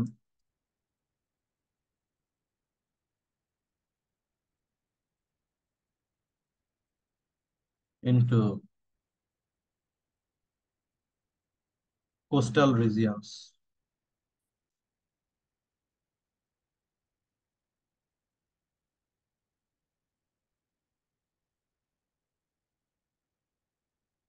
damaging crops, making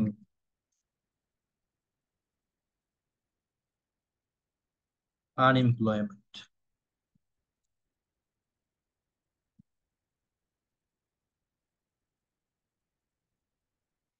ফসল নষ্টের মাধ্যমে বেকারত্বের হার বাড়িয়ে দেয়।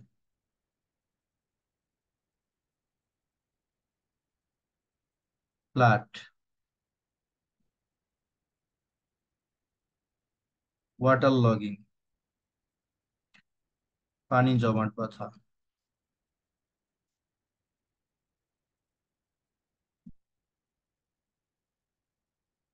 লো ফ্লো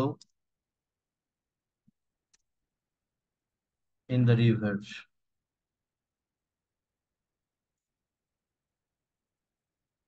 সাইক্লোন, স্টর্ম সার্জেস।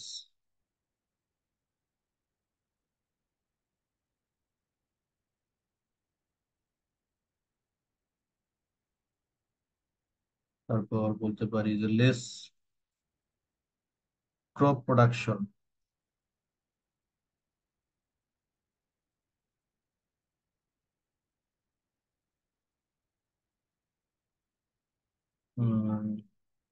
আপনার হচ্ছে যে বলতে পারি যে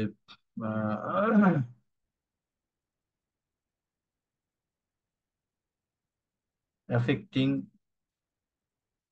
aquaculture.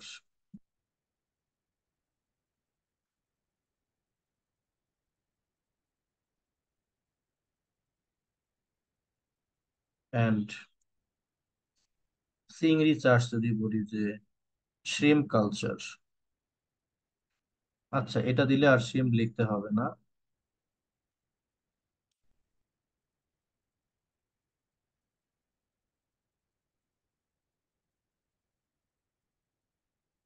Um,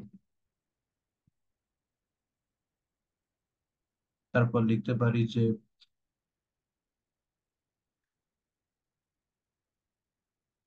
low human health by disease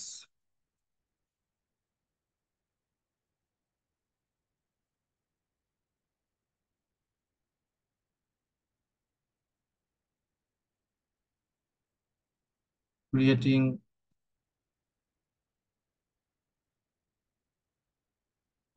আপনার ক্লাইমেট থাউজেন্ডস অফ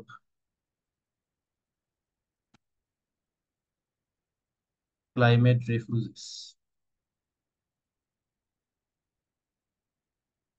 ইডিসি আর the unexpected outcomes of cruel climate change.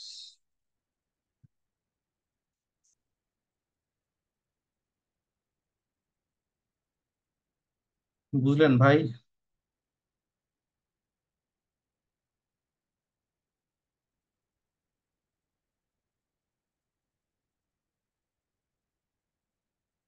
এগুলো হচ্ছে সব প্রভাব, নেতিবাচক প্রভাব। এটা জিনিস ভাল লাগলো আজকে যে ইকোনমিক স্লো ডাউন, হ্যাঁ ভালো বলছেন, এটা আসবে এখন। এটা জিনিস ভাল লাগলো যে আজকে শুরু থেকে যে কয়জন ছিলেন সবাই ক্লাসে ছিলেন। কি যে ভাল লাগতেছে, পড়ায় শান্তি পাচ্ছি।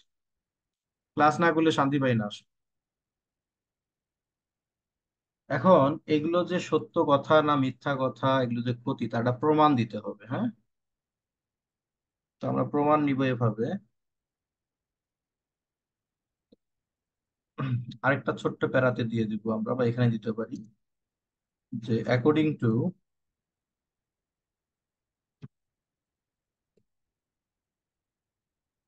দা ইউনাইটেড নেশনস বা ইউএন সার্ভে, জাতিসংঘের জরিপ, ইন 2021, 2021-এর জরিপ অনুসারে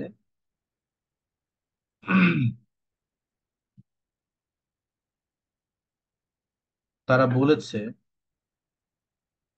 ও সরি, এটা ইউএন সার্ভে না ভাই, আমি একটু ভুল বলেছি, এটা ওয়ার্ল্ড ব্যাংকের জরিপ। ওয়ার্ল্ড ব্যাংক, মনে পড়ছে, এটা ওয়ার্ল্ড ব্যাংকের জরিপ। মাঝে মাঝে এরকম চালাই দিতে পারেন, সমস্যা নেই, কারণ সবাই এই সার্ভে গুলো করে। Hmm. About 260 million people could be displaced or become climate refugee বা ক্লাইমেট মাইগ্রেন্টস বলতে পারেন,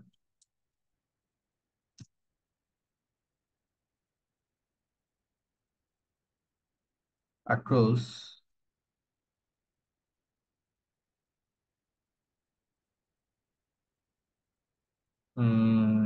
আমরা বলতে পারি যে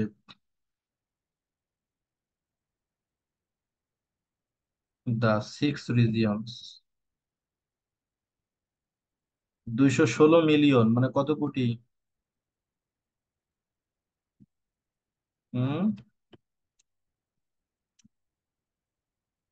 কত কোটি বলেন তো?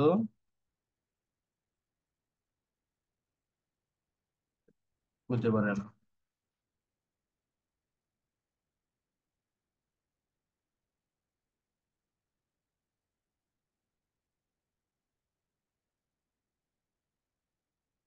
বাংলাদেশের 6টা অঞ্চলে 2050 সাল নাগাদ তাদের জরিপ অনুযায়ী দেখা গেছে যে 6টা অঞ্চল নাগাদ 216 মিলিয়ন লোক তারা হচ্ছে ডিসপ্লেসড হতে পারে, স্থানান্তরিত হতে পারে, বা ক্লাইমেট রেফুজি হতে পারে 2050 সাল নাগাদ। আচ্ছা, কম কথা। 2050 সালের কথা আর কি এটা।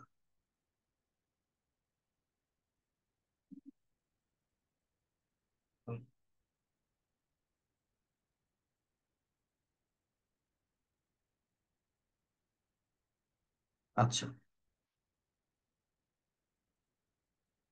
এখন কিসের দ্বারা সেটা একটু যোগ করে দিলে ভালো হয়। কিসের দ্বারা তারা হবে, সেটা হইতে পারে যে বাই, এটা না লিখ, একই কথা, হ্যাঁ, জলবায়ু পরিবর্তনের কারণে লিখলেই তো হয়ে গেল। For climate change disasters.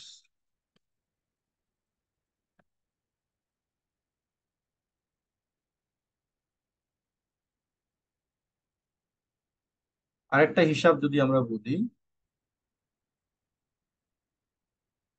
Already ইতোমধ্যে over 7.1 million বাংলাদেশিস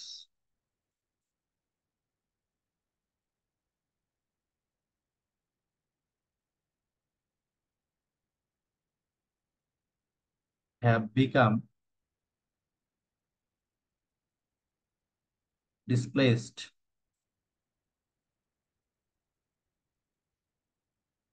by climate change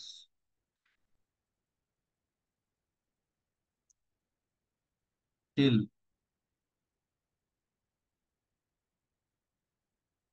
আচ্ছা, ইন 2022। অলরেডি দেখে ভয় পাওয়ার কিছু নেই, অতীতকে নির্দেশ করতেও ব্যবহার করতে পারি। তাহলে ক্ষতির কথাগুলো আর কি আমরা একটা একটা করে তুলে ধরতেছি যে আমাদের ক্ষতিগুলো কি পরিমাণ হচ্ছে আর কি।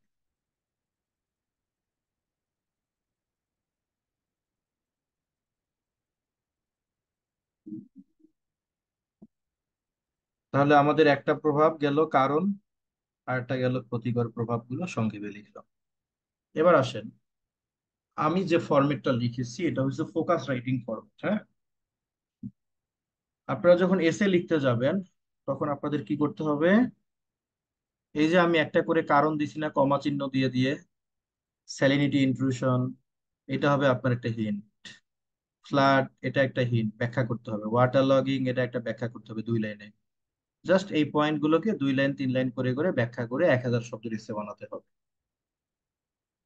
বাট ফোকাসে এটা একসাথে দিয়ে দিলাম, তাহলে আমাদের কিন্তু সবকিছু হয়ে গেল। এখন আসি, 2টা লাইনে আমরা একটু লিখে দিই যে বাংলাদেশ কিভাবে নিজেকে প্রস্তুত করতেছে, যে হাউ বাংলাদেশ ইজ প্রিপেয়ারিং বা কমব্যাটিং হচ্ছে ক্লাইমেট চেঞ্জকে বাংলাদেশ আহ, মানে মোকাবিলা করার জন্য কিভাবে প্রস্তুতি নিচ্ছে। উফ, একটু ভাই দাঁড়ান, একটু রেস্ট নেই। হুম,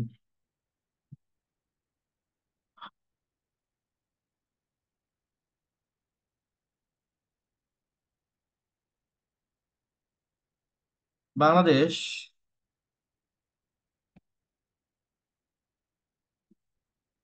has been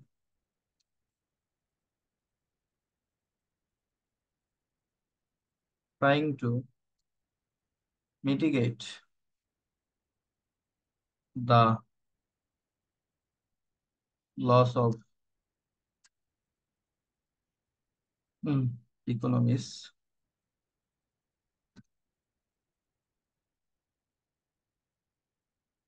economy by climate change. Climate চেঞ্জের দ্বারা অর্থনীতির যে ক্ষতি হয় সেটাকে কমিয়ে আনার চেষ্টা করতেছে থ্রু সাম প্রুডেন্সিয়াল ইনিশিয়েটিভ, কিছু বিচক্ষণ পদক্ষেপের দ্বারা। এটা আমার topic sentence.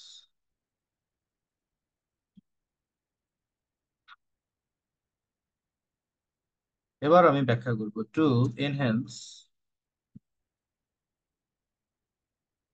Climate resilience.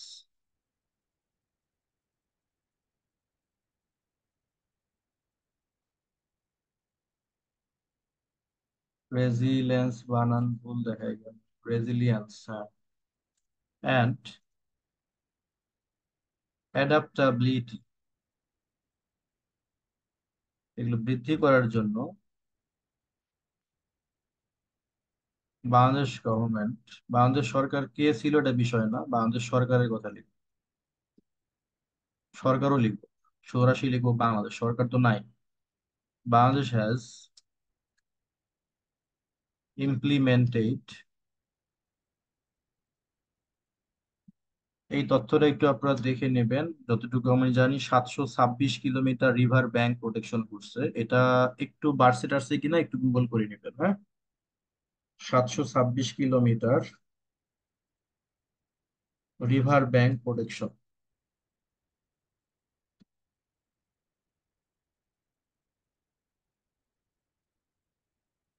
Protection 2123 kilometre river excavation.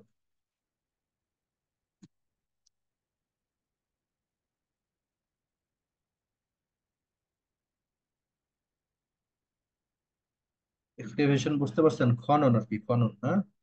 726 kilometre জুড়ে নদীর বাঁধ দিয়েছে, 2123 কিলোমিটার নদী খনন করেছে। অ্যান্ড ড্রেজিং,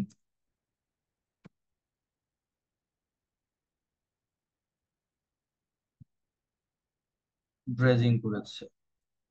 আরো করছে কি, আরো বাদ দিয়েছে 1266 কিলোমিটার বাদ,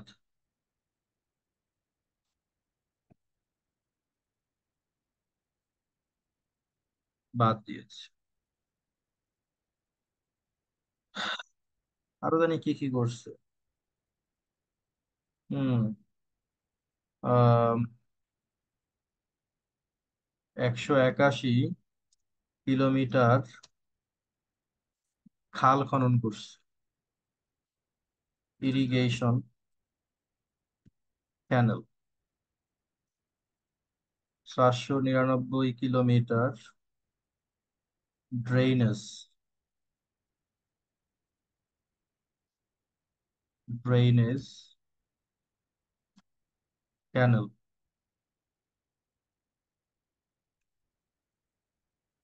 তারপরে আশ্রয় কেন্দ্র, হ্যাঁ। কি লিখেন চ্যাট বক্সে, ক্লাইমেট ফান্ড গঠন করছে, রাইট। আসবে সেগুলো। আচ্ছা, দিলাম। Domestic climate fund with own financing, Mujib নাম হয় ফান্ডটার, হ্যাঁ। ফাইন্যান্সিং বিসাইডস ফরেন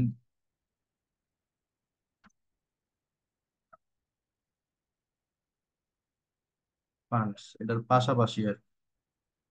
বিদেশি ফান্ড তো পায়, আপনারা জানেন কি না, জাতিসংঘ থেকে জলবায়ু পরিবর্তনের ফলে ক্ষতিগ্রস্ত যে দেশগুলোকে হচ্ছে যে কার্বন নিঃসরণকারী দেশগুলোর যে একটা চাঁদা দেয় জাতিসংঘকে, বাংলাদেশ কিন্তু তার অনেক পায়, প্রায় 30%-এর মতো বাংলাদেশই পায়। বুঝতে পারছেন? এরপর আসেন থাউজেন্ডস অফ, আমরা এটাকে বলতে পারি shelter house,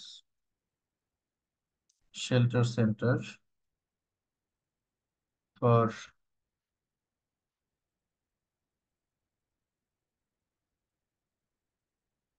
disaster facing, shelter centre. আচ্ছা, এরপরে আসেন climate resilient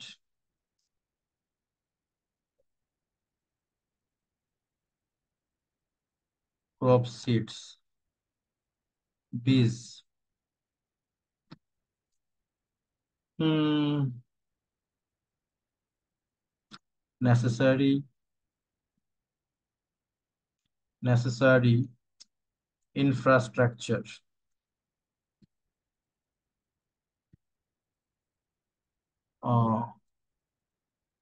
social forestation programme, social forestation programme,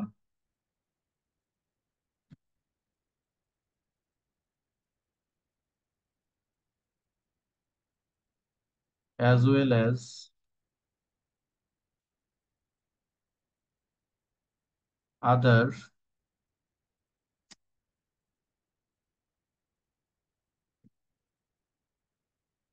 protections,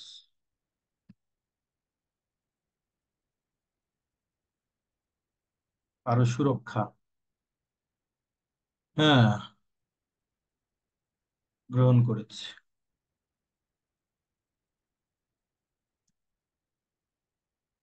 Despite having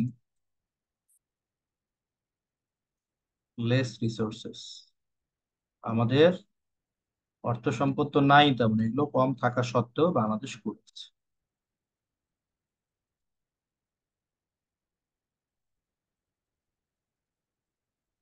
ওকে, শেষ।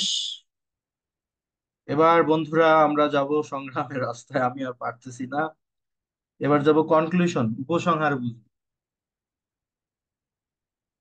বহুদিন পর টাইপ করলাম এত কিছু।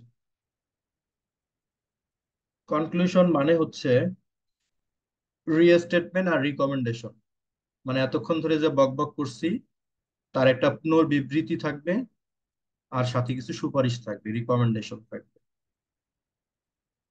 এটা নিয়েই কনক্লুশন, রিস্টেটমেন্ট আর রিকমেন্ডেশন এটা নিয়ে গঠিত হবে ইন কনক্লুশন। তাহলে আমি লিখতে পারি রিস্টেটমেন্ট আর রিকমেন্ডেশন নিয়ে কনক্লুশন। আমি লিখলাম ইন কনক্লুশন, উপসংহারে ক্লাইমেট চেঞ্জ। আমার মনে হয় যে আমি বাদে অন্য কোনো পাগল এই ক্লাসের মধ্যে আস্ত একটা এসে লেখাবে না, পিডিএফ দিয়ে দিবে। কিন্তু আমার ভাই ভালো লাগলো একটু, কেন আপনারা যদি মনোযোগ দিয়ে থাকেন অনেক কিছু বুঝতে পারছেন, অনেক কিছু সেন্টেন্সের খেলা, ওয়ার্ড সাজানোর খেলা, উপস্থাপন কৌশল, অনেক কিছু বোঝার আছে। এটা শুধু পিডিএফ শিট দিয়ে বোঝানো সম্ভব না ভাই, সম্ভব না। এই জন্য আমার কোর্সে ভর্তি হয় কম, কারণ ধৈর্য, এত ধৈর্য কার আছে? অনেকের শুনি মানুষের কোর্সে নাকি হাজার হাজার স্টুডেন্ট, ফেসবুকে যদি সার্চ দেয় কেউ যে কোন স্যারের কাছে পড়বো, পড়ে স্যারদের নাম দিয়ে ভরে যায়, কমেন্ট বক্সে আমার নাম টাম কখনো খুঁজে পাই না। আর মনে মনে ভাবি যে কারণ তো আছেই, আমি ছেলে মেয়েদেরকে যে প্যারা দেই, কে আমার কাছে ভর্তি হবে? সবাই চায় আরামদায়ক অবস্থা। তো আমার কাছে ভর্তি হয় আপনাদের মতো কয়েকজন বোকা আছে, যে বোকারা বিশ্বাস করে যে পরিশ্রম ছাড়া সফলতা সম্ভব না। এরকম কয়েকজন বোকা এসে ভর্তি হয়। তাও ফিও তো বেশি নেই, ফিও তো কম নেই না, অন্যদের ফি তো আরো কম। 500 টাকায় রিটার্ন কোর্স করাচ্ছে আমি। যদিও রিটার্ন কোর্সের টিচার কম, কই কই থেকে কি কি দিয়ে পড়ায় আর কি। তো আপনারা হচ্ছেন বোকা, আমি হলাম সেই বোকার সর্দার। Climate change can be recalled again, climate চেঞ্জকে আবারও শেষে মনে করতে চাই as the key role player, মুখ্য ভূমিকা পালনকারী, behind the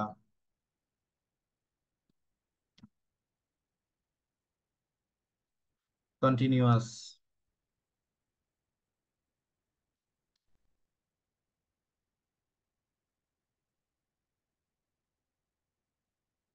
distraction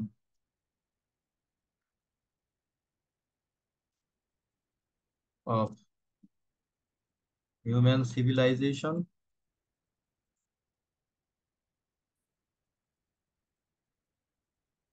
and nature, the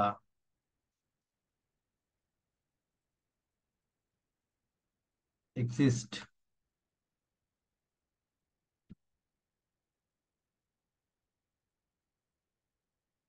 and the nature. বুঝলেন ক্লাইমেট চেঞ্জকে কিভাবে সংজ্ঞায়িত করলাম? Climate change can be recalled again, শেষে গিয়ে ক্লাইমেট চেঞ্জকে আবারও মনে করতে চাই। কি হিসেবে মনে করতে চাই? মানব সভ্যতা আর প্রকৃতিকে প্রতিনিয়ত ধ্বংস করার যে কি রোল প্লেয়ার, সেটা হিসেবে ক্লাইমেট চেঞ্জকে আমি আবারও মনে করতে চাই।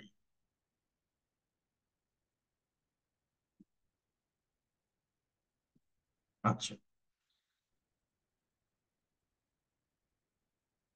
if this rising intensity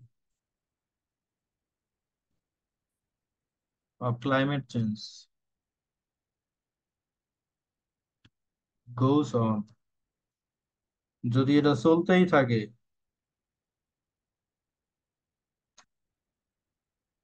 and can't be controlled, নিয়ন্ত্রণ করা না যায় by global efforts, একা তো সম্ভব না, বৈশ্বিক প্রচেষ্টার দ্বারা,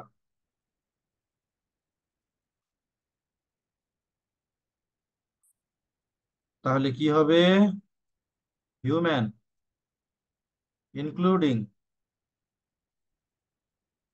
মানুষ তার সাথে, all living beings and their nest, এবং তাদের বাসা, নেচার প্রকৃতি। এই প্রকৃতি তো সেই মানুষের, প্রাণীদের নেস্ট, বাসা, সেই নেচার, এগুলো সব কিছু may not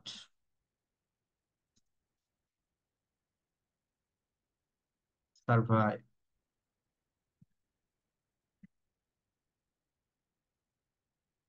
and inhale,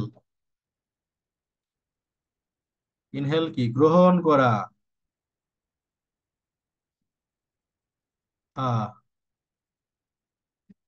little bit of oxygen,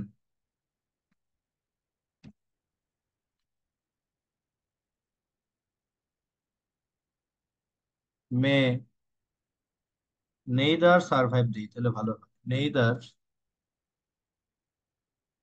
survive nor inhale a little bit of oxygen to live. Very sad. যদি এগুলো নিয়ন্ত্রণ করা না যায়, আচ্ছা করবো এটা। এগুলো গুলো রিস্টেটমেন্ট, সাথে একটা রিকমেন্ডেশন থাকবে সবসময়, কনক্লুশন মানে রিস্টেটমেন্ট আর রিকমেন্ডেশন, সুপারিশ। তো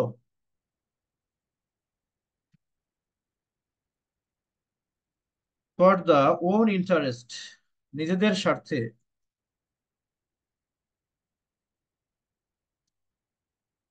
the world leaders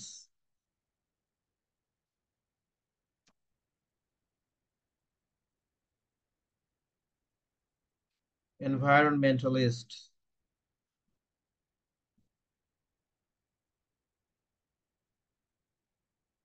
and their fellow,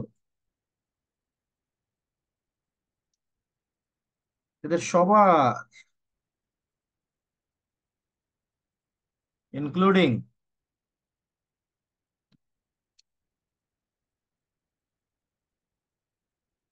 general people, including other arts children. এটা আমি আমার মতো প্রয়োগ করলাম, বুঝাবো এটা দিয়ে কি বোঝাচ্ছি। আর্টস চিলড্রেন, এই সব কিছু সবার, কাম ফরওয়ার্ড, সামনে এগিয়ে আসা উচিত, as Cosmopolitan.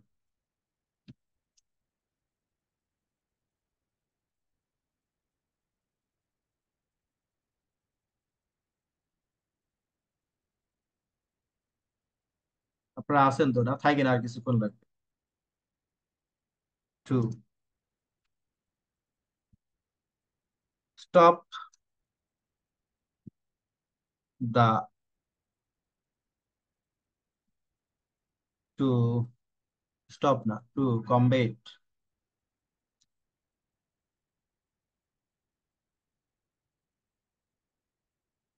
Climate change by stopping the unnecessary emission of carbon dioxide, carbon, and uh, finding বা finding বা introducing the alternative of burning fossil fuels. ওহ, আর পারবো না ভাই, শেষ। কি লিখছি, ইন কনক্লুশন, উপসংহারে, climate change can be recalled, climate চেঞ্জকে আবারও স্মরণ করতে চাই, as the key role player behind the continuous destruction of human civilisation and nature. সব শেষে আমি আবারও যেটা বলতে চাই, ক্লাইমেট চেঞ্জকে আমি মনে করতে চাই যে এই মানব সভ্যতা এবং প্রকৃতিকে নিয়মিত ধ্বংস করার পিছনে যে মুখ্য ভূমিকা পালনকারী, সে হলো climate change. If this rising intensity of climate change goes on, এই যদি জলবায়ু পরিবর্তনের যে বেড়ে যাওয়া তীব্রতা এটা বাড়তেই থাকে, and can't be controlled by global efforts, এবং বৈশ্বিক প্রচেষ্টার দ্বারা কি নিয়ন্ত্রণ করা না হয়, human including all living beings and their nest, মানুষ সাথে সকল জীব, এবং ওই জীবগুলো যেখানে আশ্রয় নেয় সেই বন জঙ্গলের কথা বলেছি, সেগুলোকে বলেছি নেচার হিসেবে, তারা মে নেইদার সার্ভাইভ, না টিকতে পারে, nor inhale a little bit of oxygen to life, কিংবা বাঁচার জন্য এক ফোঁটা অক্সিজেনও হয়তো পাবে না। সো এইটুক ছিল কি ভাই, রিস্টেটমেন্ট। আচ্ছা, এবার recommendation. So for the on interest, সুতরাং নিজেদের স্বার্থেই, দ্য ওয়ার্ল্ড লিডার্স, বিশ্ব নেতাদের, এনভায়রনমেন্টালিস্ট, পরিবেশবিদদের, এবং দেয়ার ফেলোস, তাদের সতীর্থদের, ইনক্লুডিং আদার জেনারেল পিপল, না লিখে লিখছে আদার আর্টস চিলড্রেন, এবং এই ধরিত্রীর অন্যান্য সন্তানদের, কাম ফরওয়ার্ড, এগিয়ে আসা উচিত, শুড কাম ফরওয়ার্ড, এগিয়ে আসা উচিত, অ্যাজ কসমোপলিটনস, কসমোপলিটনস তারাই, one who loves the world, যারা নিজের দেশের মতো করে বিশ্বকে ভালোবাসে, এই কসমোপলিটন হিসেবে এগিয়ে আসা উচিত, টু কমব্যাট ক্লাইমেট, জলবায়ু পরিবর্তন মোকাবেলা করার জন্য। কিভাবে? By stopping the unnecessary emission of carbon, কার্বনের অপ্রয়োজনীয় নির্গমন বন্ধ করে, এবং introducing the alternative of burning fossil fuels, জীবাশ্ম জ্বালানির বিকল্প কি ব্যবহার করা যায় সেগুলো জানবো। সো সংগ্রামী বন্ধুরা, এটা হলো গিয়া, হ্যাঁ আমি সেভই তো করি নাই, একটু ফাইল নষ্ট হলে কি হতো। এটা হচ্ছে আমাদের ক্লাইমেট চেঞ্জ এন্ড বাংলাদেশের উপর একটা focus writing. So now your question is what's essay writing. এটাই এসে রাইটিং। পার্থক্য কি জানেন? আমি যেগুলো কমা চিহ্ন দিয়ে দিয়ে কারণ লিখছি না, আপনার ওই প্রতিটা কমার চিহ্নের একটা করে ফ্রেজকে ব্যাখ্যা করবেন, হয়ে যাবে এসে। আর কিছু না। যেমন ধরেন রাইজিং সি লেভেল, এটা একটা পয়েন্ট হবে। আপনি রাইজিং সি লেভেল দিয়ে ধরেন এইটাকে আপনি নিচে নিয়ে আসবেন। নিচে নিয়ে আইসা সুন্দর করে এটাকে আপনি একটা পয়েন্ট বানাবেন। বানিয়ে সমুদ্রের পানি বাড়ার ফলে, স্তর বেড়ে যাওয়ার ফলে কি কি সমস্যাগুলো হয় আপনি সুন্দর করে সুন্দর করে একদম বর্ণনা করুন। হয়ে গেল এসে। আর এইসব যদি আপনি না করতে চান, তাহলে আপনার জন্য ফোকাস রাইট, যেটা শুধু ব্যাংকে প্রয়োগ হয়, সেখানে কি করব আমরা? সেখানে আমরা পয়েন্ট করে করে সব ব্যাখ্যা। আজাইরা কোনো কথা থাকবে না। এবার আসেন, যে সকল বন্ধুগণ বলেন যে স্যার ডেটা দিতে হবে না, ভাই ডেটা তো লাগবে, কিন্তু ডেটার বিশ্বকোষ তো বানানো যাবে না। ডেটা যেখানে আমার যেমন প্রয়োজন আমি দিব। দেখেন তো আমি ডেটা দেই নাই, দিয়েছি। ডেটা দরকার নাই, আন্দাজে আন্দাজি ডেটা এরা কারা করবে?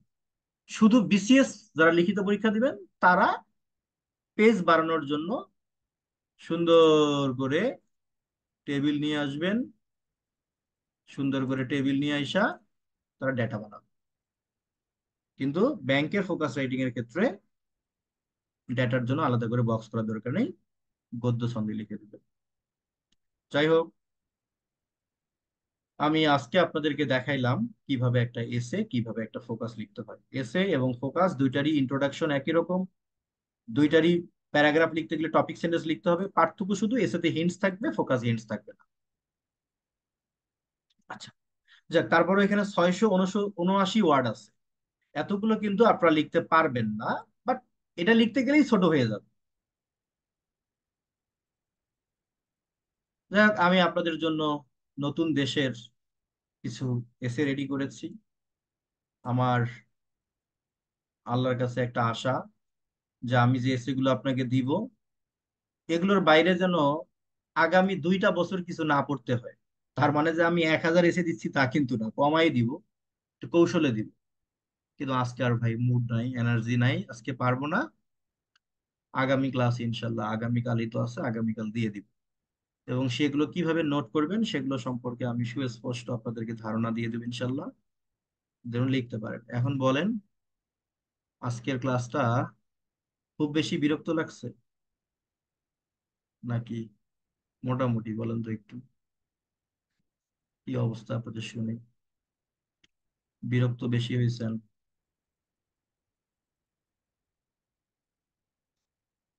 নাকি নো কমেন্ট?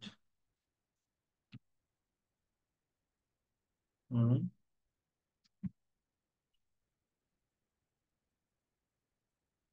আচ্ছা, নো কমেন্ট, ঠিক আছে। দারুণ ক্লাস ছিল হিদুর রহমান, থ্যাংক ইউ। বাকিরা কিছু একটু বলেন। দেখেন যে আপনাদের কি চান আপনারা সেটা আমাকে বলেন, আমি সেই চাওয়া পূরণ করি। তবু অন্তত একটা মতামত দেন। যারা কিছু লিখেন নাই তারা আমাকে বলেন যে আমি কি করলে আপনারা লিখতে পারবেন, আমি সেটা করবো। ভাই একটু বলেন, কিন্তু নিশ্চুপ হয়ে থাকা যাবে না। আপনারা আমার ক্লাস নিয়ে সমালোচনাও করবেন, তাতে আমার সুবিধা, আমি সেই অনুযায়ী নিজেকে আরো গোছাই নিব। আপনারা আমাকে জানাবেন, আপনারা আমার উপকারী বন্ধু। আপনারা যদি আমার সমালোচনা করেন তাহলে আরো বেশি উপকারী বন্ধু। খুঁতখুঁতে হবেন, দোষ ধরবেন যে এটা তো হয়েছে, এটা হলে ভালো হইতো, স্টুডেন্ট হিসেবে তো আমার এটা প্রত্যাশা। তখন আমি কি করব? আপনাদের জন্য আরো রেডি হব। I am always a dedicated person to for you. আচ্ছা, সবাই অসাধারণ লিখছেন। মাঝে মাঝে কিছু সমালোচনা থাকলেও লিখেন, আমি সেই অনুযায়ী নিজেকে গুছাই নিব। আমি এমন একটা মানুষ, আমার কেউ নিন্দা করলে আমি ওখান থেকে শিক্ষা নেই এবং তার ধন্যবাদ দিই, কারণ ভবিষ্যতে যেন আর কেউ নিন্দা করতে না পারে। থ্যাংক ইউ, সুন্দর লিখেছেন। তাহলে এটা আমি পিডিএফ করে দিয়ে দিচ্ছি ভাই, আপনারা একটু দেখে নেবেন। আগামীকাল ক্লাসে কথা হবে। আর আরেকটা বিষয় হচ্ছে যে আমার আপনাদের যদি কোনো ভাগনা ভাগ্নি ভাতিজি থাকে, আমার কিন্তু কিডস ইংলিশ একটা প্রোগ্রাম আছে। আমি নিয়ত করছি এই বাংলাদেশের যে বাচ্চার গার্ডিয়ানরা আমার সাথে যোগাযোগ করবে, ওদেরকে আমি ছোটবেলা থেকে ইংলিশের বস বানাবো, যেন বড় হয়ে প্রাইভেট পড়তে না। আমার কোর্সে ভর্তি হওয়ার যোগ্যতা কমপক্ষে ক্লাস 3-র বাচ্চা হইতে হবে। ক্লাস 3 থেকে ক্লাস 8-এ যারা পড়ে, 9 হলেও সমস্যা নাই, এদের জন্য আমার আলাদা আলাদা ফাউন্ডেশন কোর্স আছে, 100টা ক্লাস থাকবে। সেখানে গ্রামার, রাইটিং, রিডিং, ঠিক আছে, এসে থেকে শুরু করে সবই থাকবে। এমন বাচ্চা কুচ্চা থাকলে আমার সাথে যোগাযোগ করেন। 100 ক্লাস থাকবে, চলতে থাকবে। সবাই ভালো থাকি, সুস্থ থাকি। আসসালামু আলাইকুম।